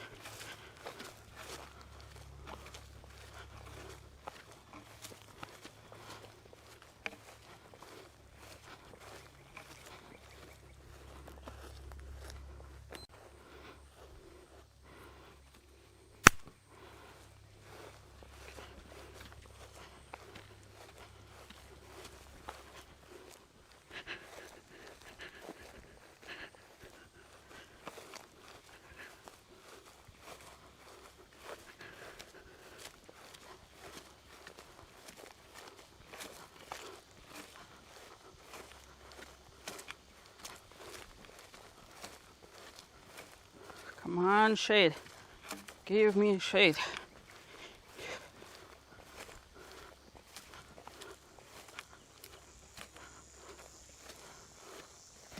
Well, here's another surprise. You get a random crossing in an intersection.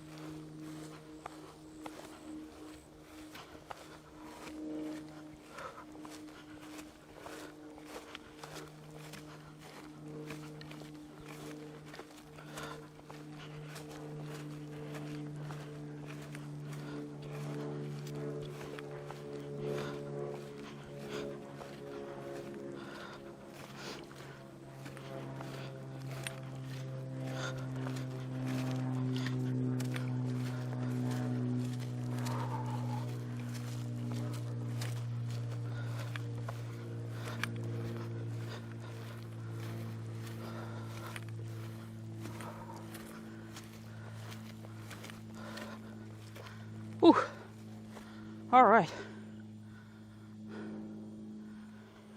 Let me catch my breath for a minute. Find a little bit of a shade.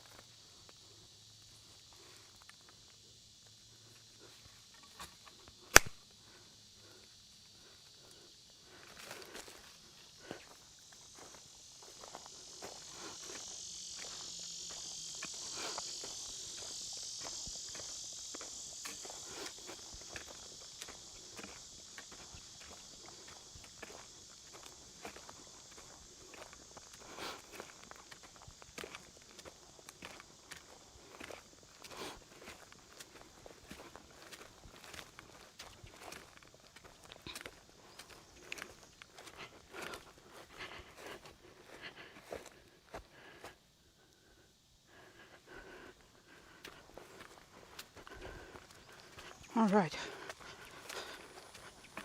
Got a little bit of a sweat going. So that's good.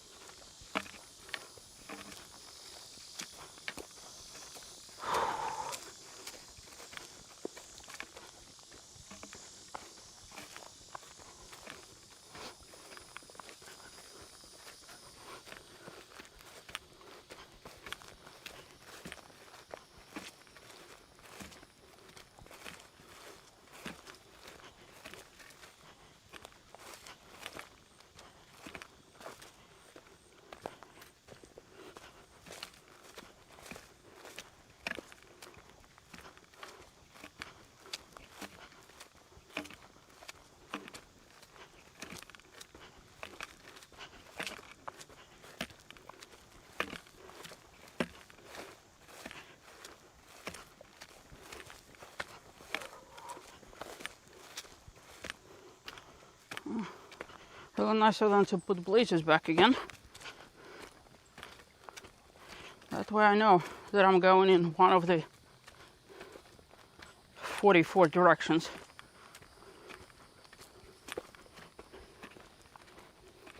Oh, part of this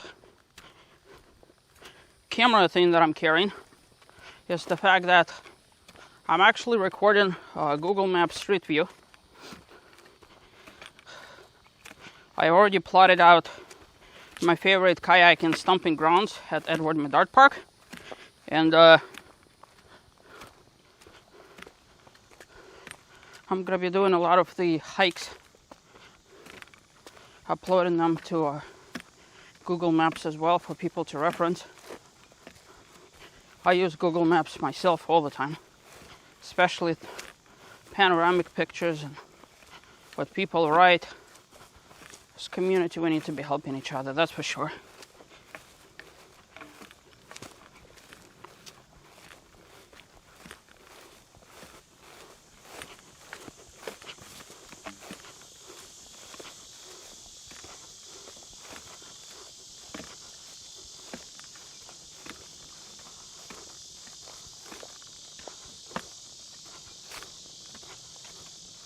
Huh.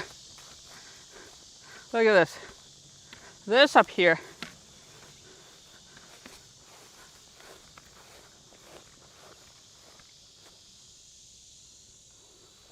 is where technically I should have come out. So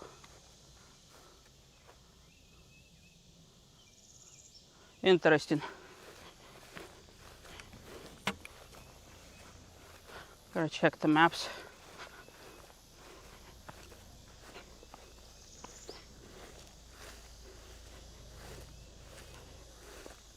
Yep, that's the trail that I couldn't find. I guess I'll do it in reverse next time.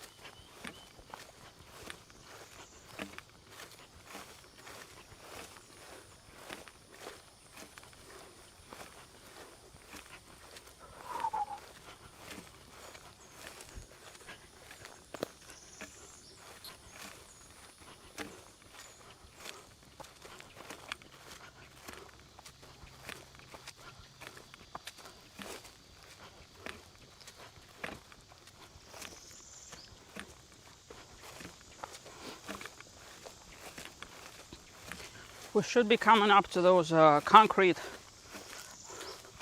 rocks and concave pipe thing pretty soon. Should be going down the hill and then through the weird pasture that they wanted us to walk. But see, that's the weird thing. They've marked the trail in such a way that they tell you to turn. So anyways,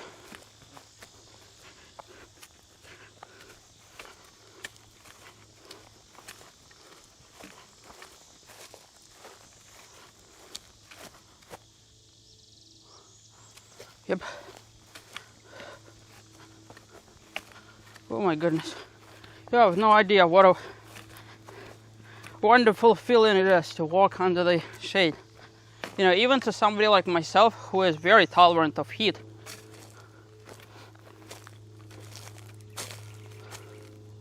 Look over there. It's still hot. In full sun, 103 degrees is oof.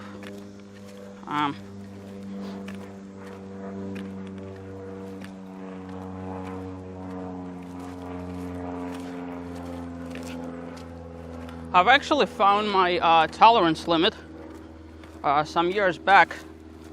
I went scuba diving in Cozumel, Mexico. And if you've never dove there, perfect stomping grounds for. But you have to be somewhat of a intermediate to advanced diver. In any event, look at this. Oh, that's some. So the only reason why it looks like this is because we're on the back end of that clay pond thing. That's the reason why. That's the natural ground over there. So they physically have to build this mound to contain the water that's on the right hand side. But in any event, one day it was 116 degrees, and what I needed to do was, after diving, after the shop closed and all that, you know, I went to get something to eat, and then I had to cross through the pool, well, or around the pool rather, and then I had to walk on this little bridge over the road, and it was maybe like from here to where this diagonal tree is. And by the time I made it there, I pretty much collapsed on the other side. I crawled my way underneath a little palapa thing over there and sat there for half an hour. Full sun, 116 degrees, 100% humidity. It hit me like a ton of bricks.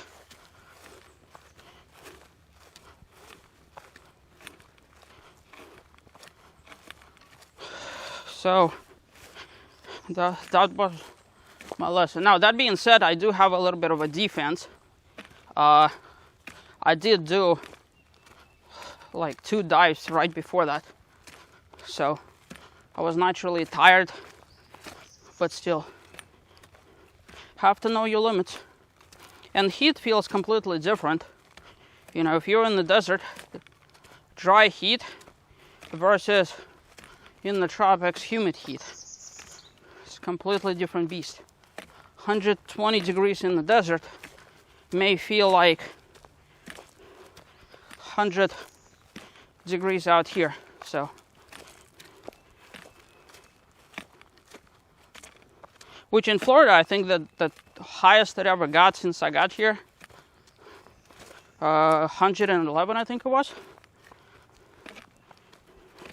And it was so hot that when I was inside my RV, it was blasting at full speed. And inside my RV was 90 degrees Fahrenheit.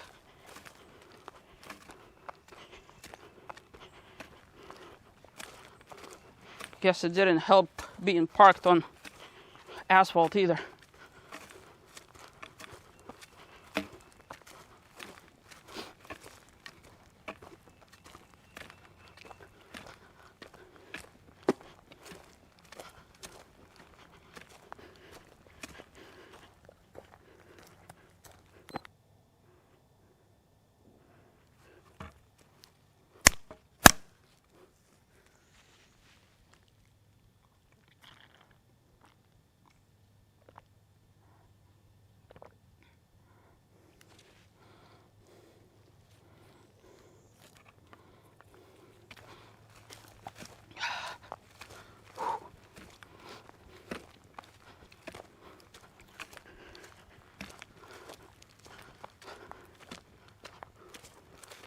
I stopped sweating again.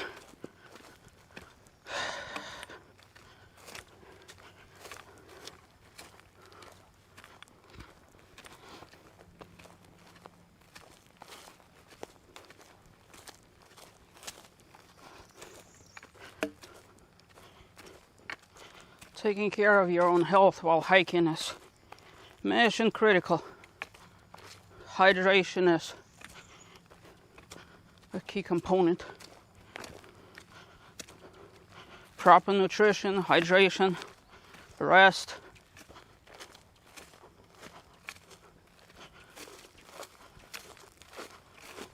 And I've learned that to be especially true if you're hiking more than once. Because once we start going on vacations, like let's say to the Appalachian Mountains, we get the trifecta of driving long distances, hiking up the mountains, and then also doing other things along the way. Hey, I see a red marker. Look at that.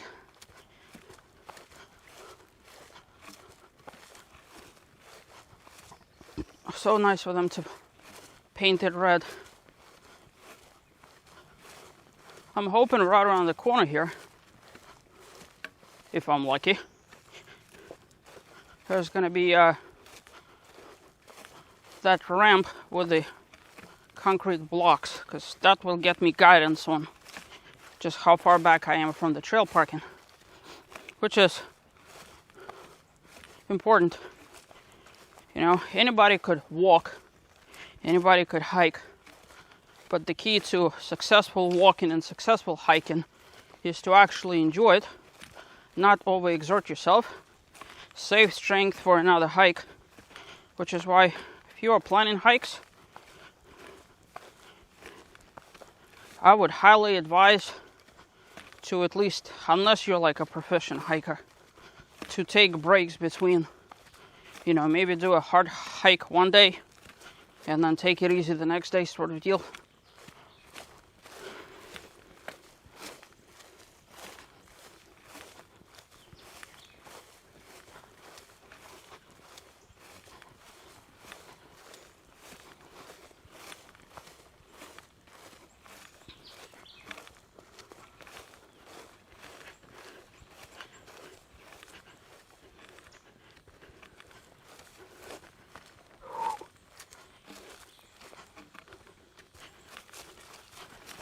Okay.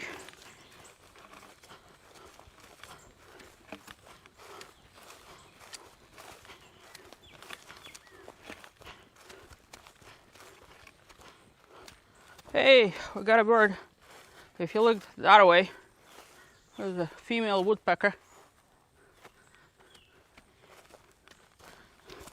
Those little weasels are very prolific and effective in what they do. Yep, we're here. So that's where we went last time.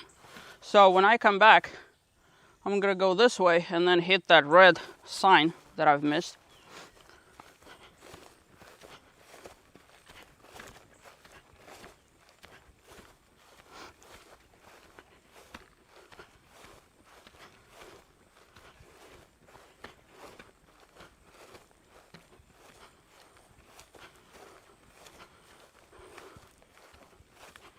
All right.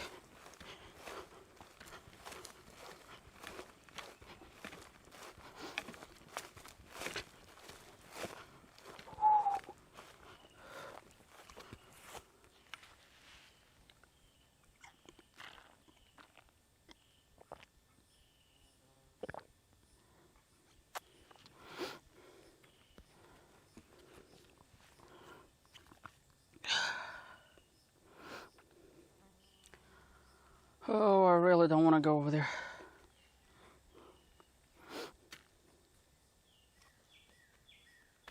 The thing is, there's absolutely no shade whatsoever.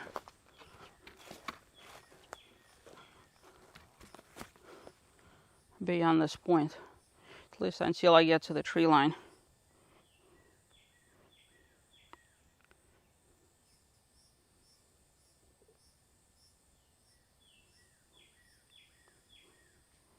See, and if you look at the trail map, they want you to continue that way.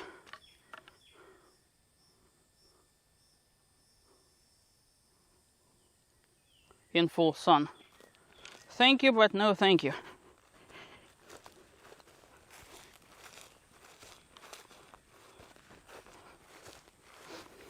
But that being said, the marking is all wrong.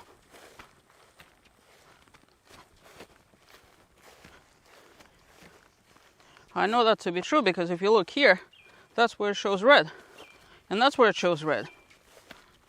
Right? But there's no red over there. I don't know, maybe if it wasn't so hot it would be easy to walk straight, but still.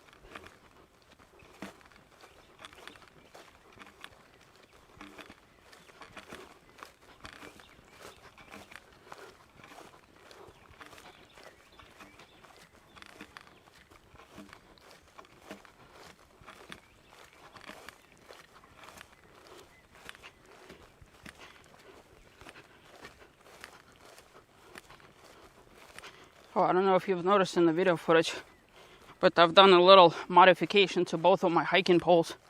I put a 1/4-inch screw bolt in there.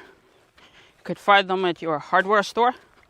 One side looks like a screw, and the other side is a 1/4-inch 20 thread.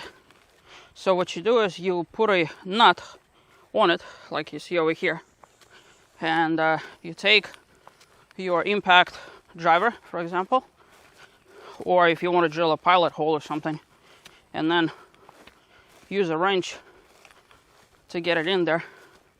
So this one is about 2 inches long, and so inch or so is inside the handles. And on this side, since I used to carry selfie stick for my GoPro, and my selfie stick, after years of abuse, finally gave way. So I have a GoPro attachment here, which saves me from having to carry selfie stick. And then this one I'm going to be using for my camcorder.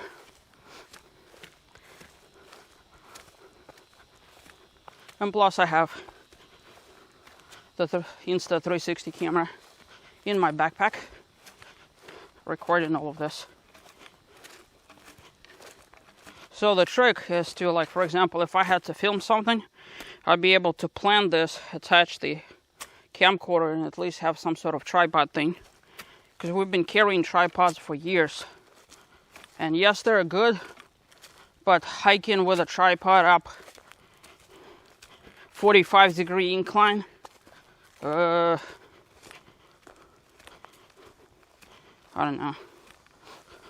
The preference would be to have like 3 hiking poles. Maybe that's what I'm gonna do. Have 3 hiking poles and have like a plate so that you could put hiking poles sort of like this on an angle. And maybe I should do that, because I bought multiple screw bolts. But then I have to figure out how to make a lightweight plate.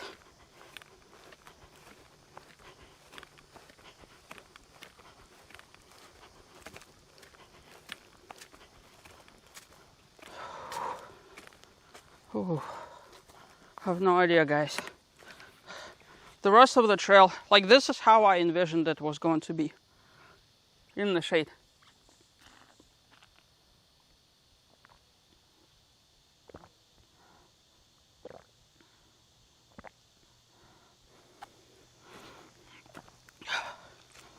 So, mercifully, for everybody involved, which is myself,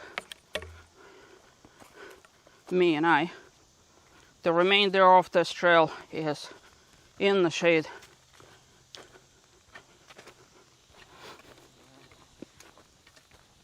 Which will give me an opportunity to recuperate a little bit. By the way, you don't have to stop during hiking.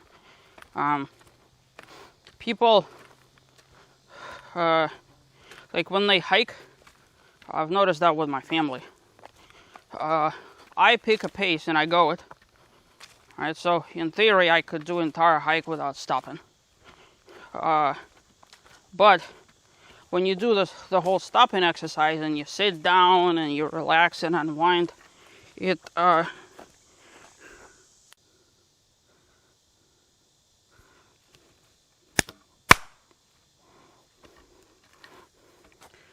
messes with your flow of things,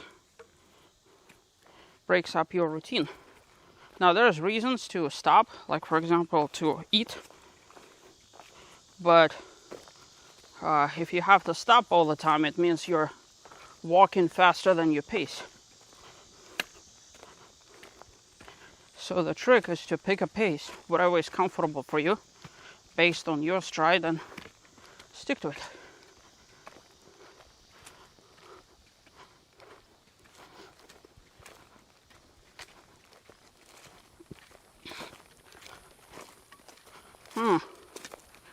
I said I was hoping for some shade. What's up with this?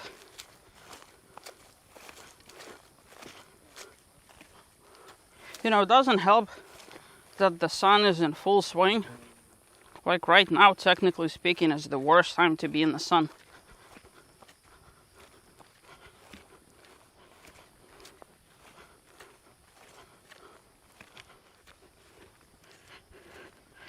If you look down where my shade is directly underneath of me. And that's just something you're gonna find only at the lower altitudes, or for very brief moments in upper altitude. I'm talking about latitudes, not altitudes.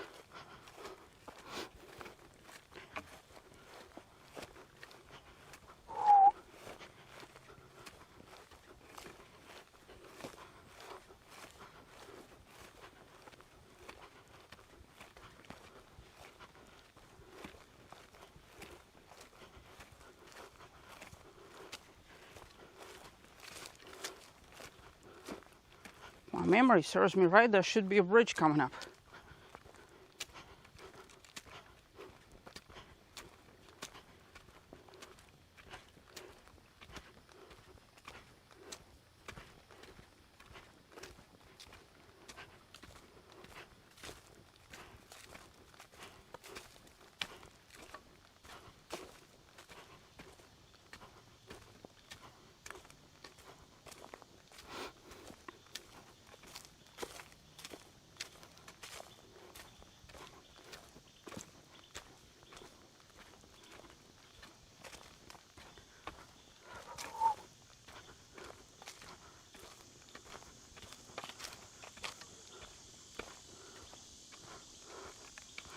Since we're going down the hill, this is a good point too.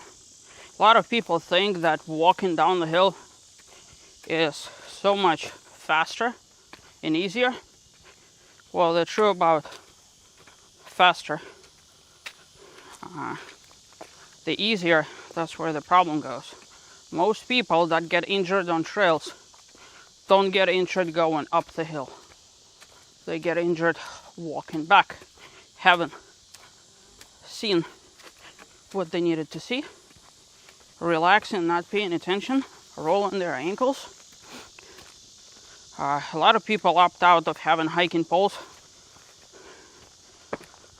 It's really a personal preference. I would say there's a reason why they were invented in the first place, which is why I highly advocate that you use them. I have family members that don't. They say that it's a burden to carry. Perhaps it is, but they give you far more balance. If you start slipping, you have something to catch yourself on. Creek crossing, don't have to like hoppity hop between slippery rocks. Walking down, they just give you extra appendages, really.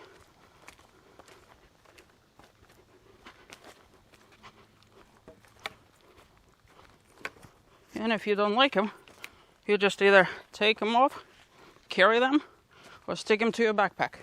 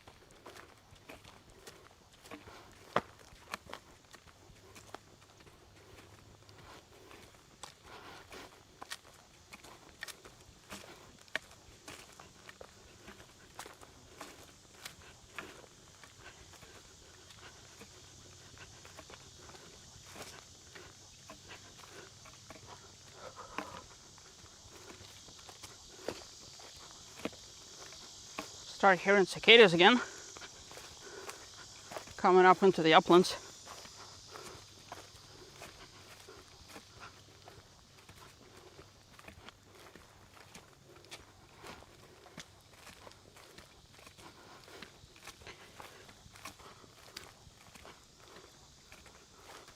Then if you look to the right of me, over there, let's see, one of the channels that forms during flood season.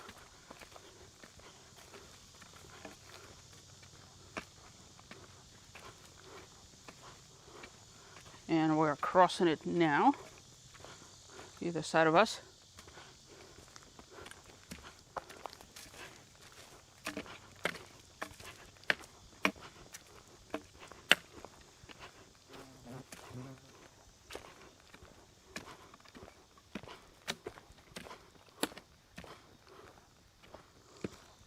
There's that culvert that we've seen early on in the hike.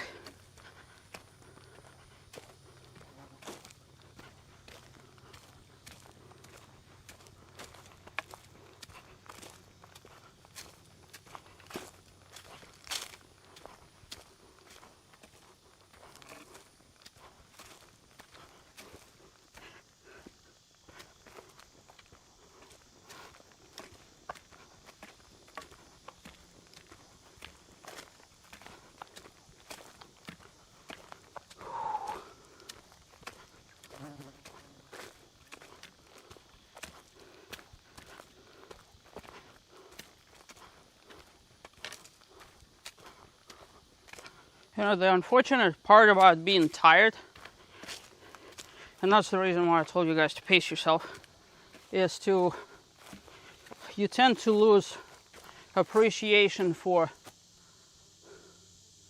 the beauty in everything because you're concentrating on trying to get yourself back to the hiking trailhead, and that's the wrong kind of mindset.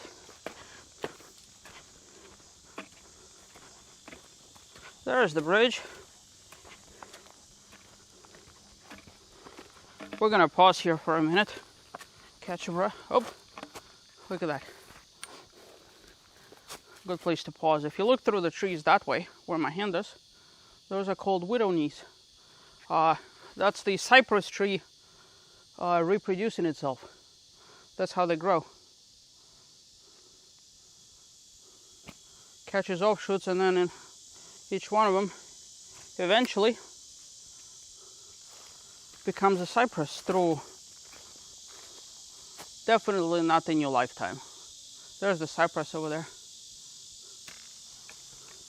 And that's the wet species of cypress.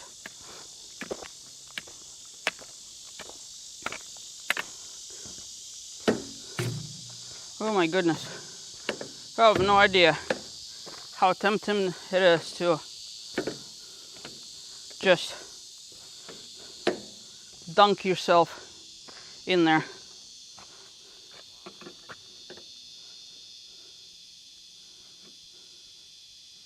Look at that sandy bottom, right? Probably 72 degrees will give you just the right amount of refreshment. But a couple of things: if you notice, the banks are very steep, and two, despite the fact that it doesn't look like it, there's always alligators in the water, and snapping turtles, and water moccasins. But technically speaking, you could, if you want to.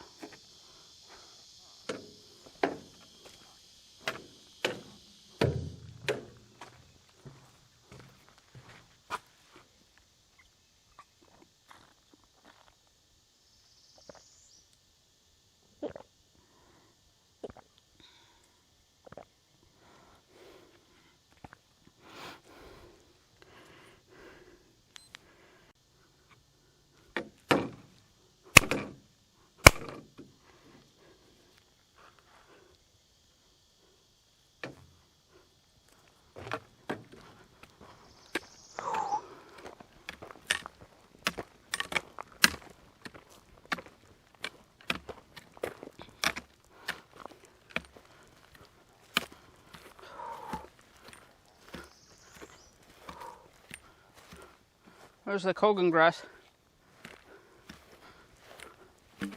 So it looks like they're spraying it enough to keep it at bay so it doesn't spread to other areas, which is good.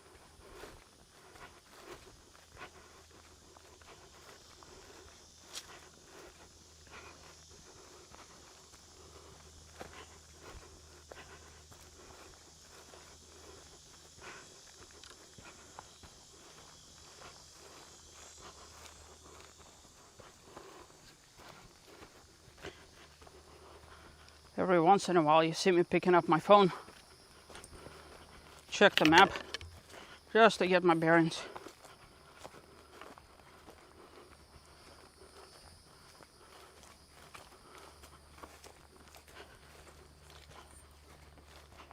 Now, should go without saying, if you're doing remote hiking away from civilization and cell towers, having a phone is pretty much useless because there's no cell signal.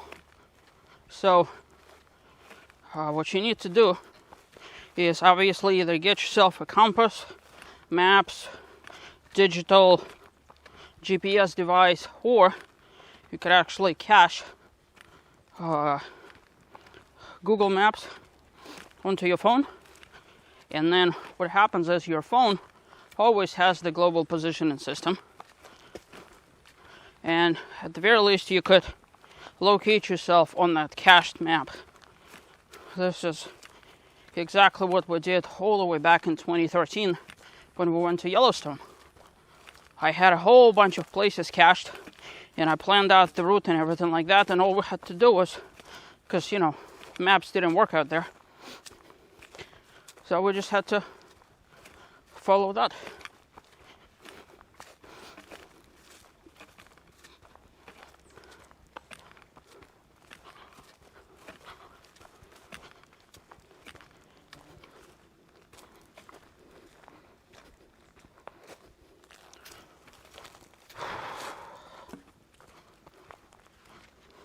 Stop sweating again.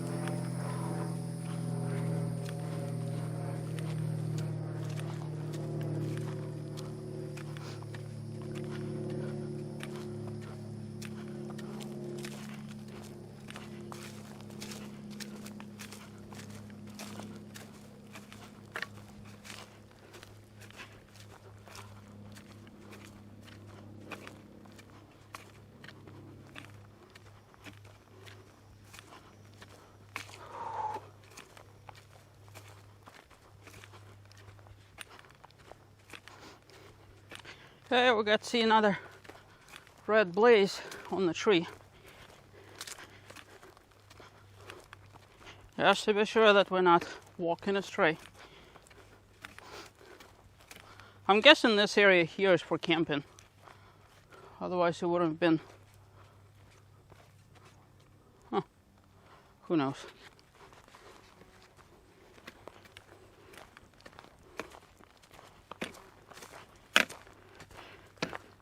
Hey, there used to be asphalt here before.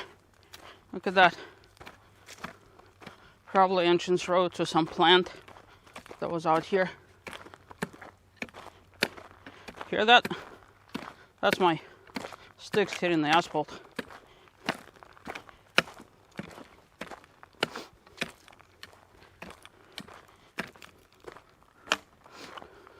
But you could see how over time nature finds a way to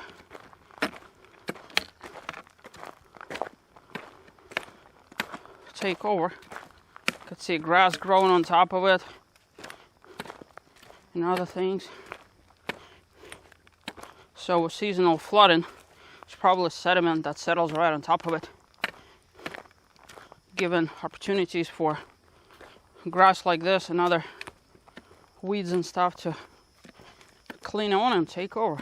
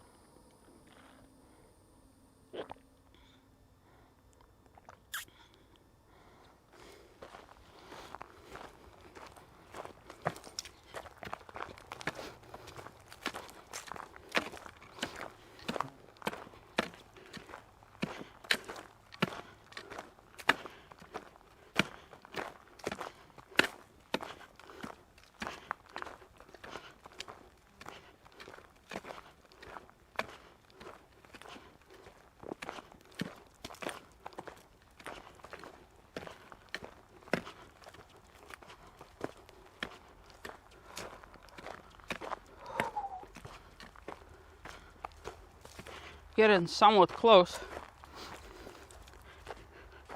I hear a road in the background.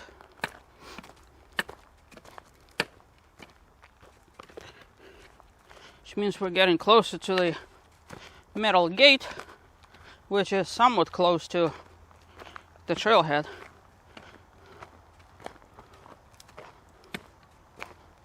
It's interesting how just a little bit ways out of the way, all this luscious vegetation just completely blocks out the road noise. All you gotta do is just step away just a smidgen.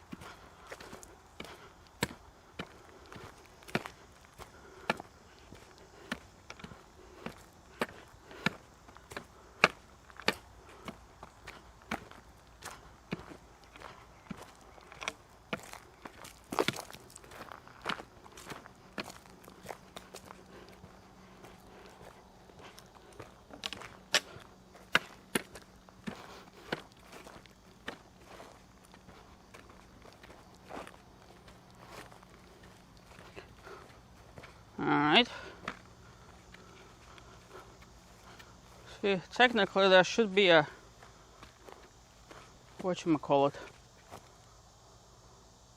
a red blaze right there. Which there's not. Oh, there it is.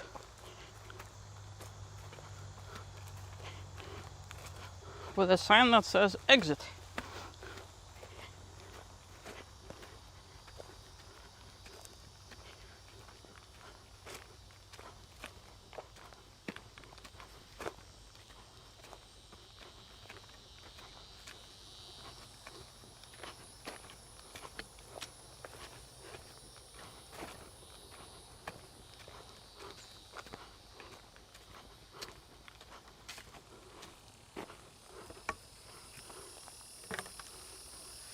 Whoa, careful, see? And this is why you carry hiking poles.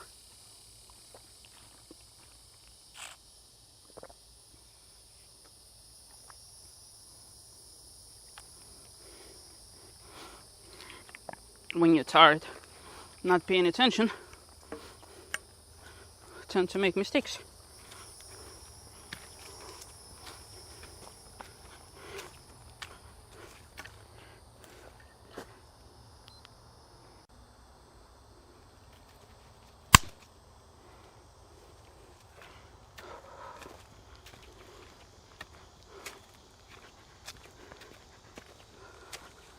Okie dokie.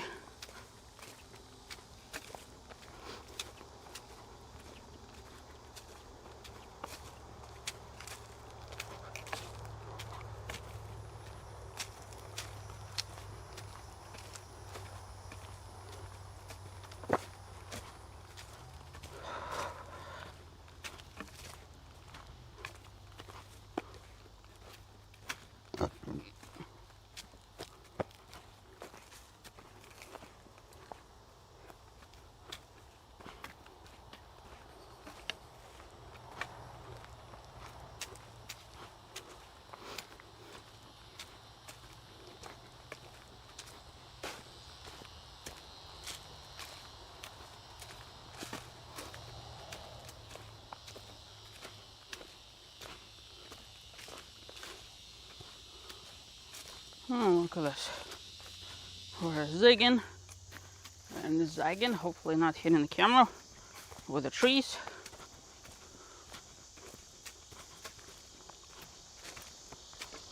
Crossing over through upland scrub habitat.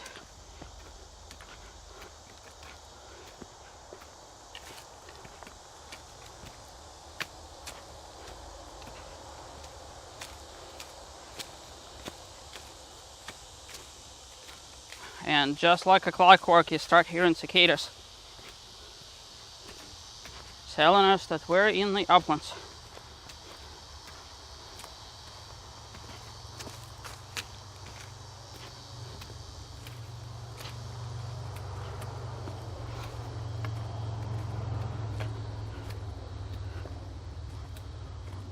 There's a little cypress tree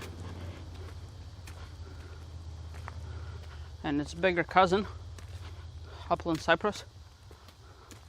They are somewhat tolerant of moisture, but they're not like their water cousins. And by the way, there's different species of cypress. Like, for example, if you go up north, the type of cypress over there is completely different. I'm not a biologist or ecologist, so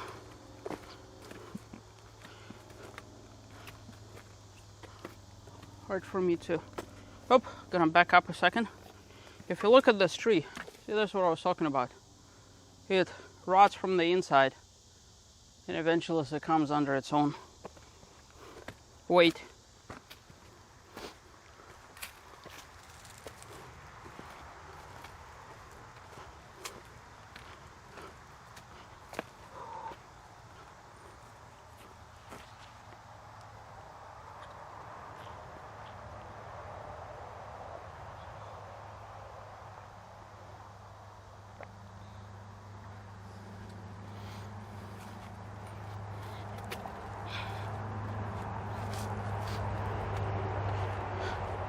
Oh, I see clearing.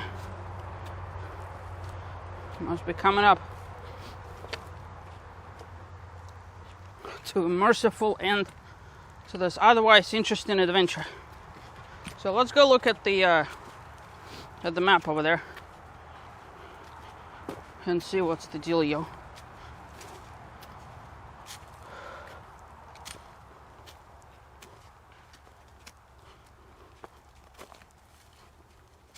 Now, if it wasn't for coronavirus, right about now, see a whole bunch of kids over there. In the event.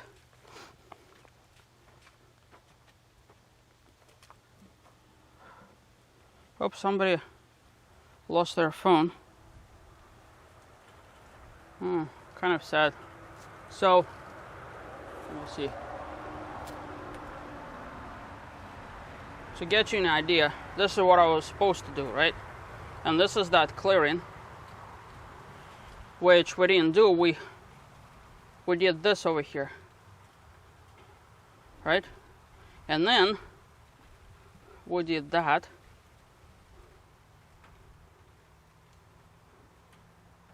And then we did like this or something. And then we did this. So see here, it talks about old mine trail. Follow the blazes. Color painted, usually blue. Should still always carry a map. Well, that's very adorable of them, but they still. See, there's no mention of a, like, other than this picture, there's no mention of a. Up. You'd prefer a shorter. If you prefer. Interesting. In any event.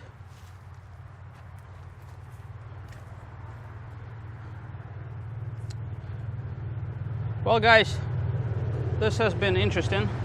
I'm not sure how much we walked, probably in the vicinity of 6 miles or thereabouts. Maybe more, maybe less, hard to say. But this was a very lovely trail. If it wasn't for the lack of hat and sunscreen in places, this would have been even better. So it's been a pleasure, and looking forward to the next adventure. Thank you for tuning in.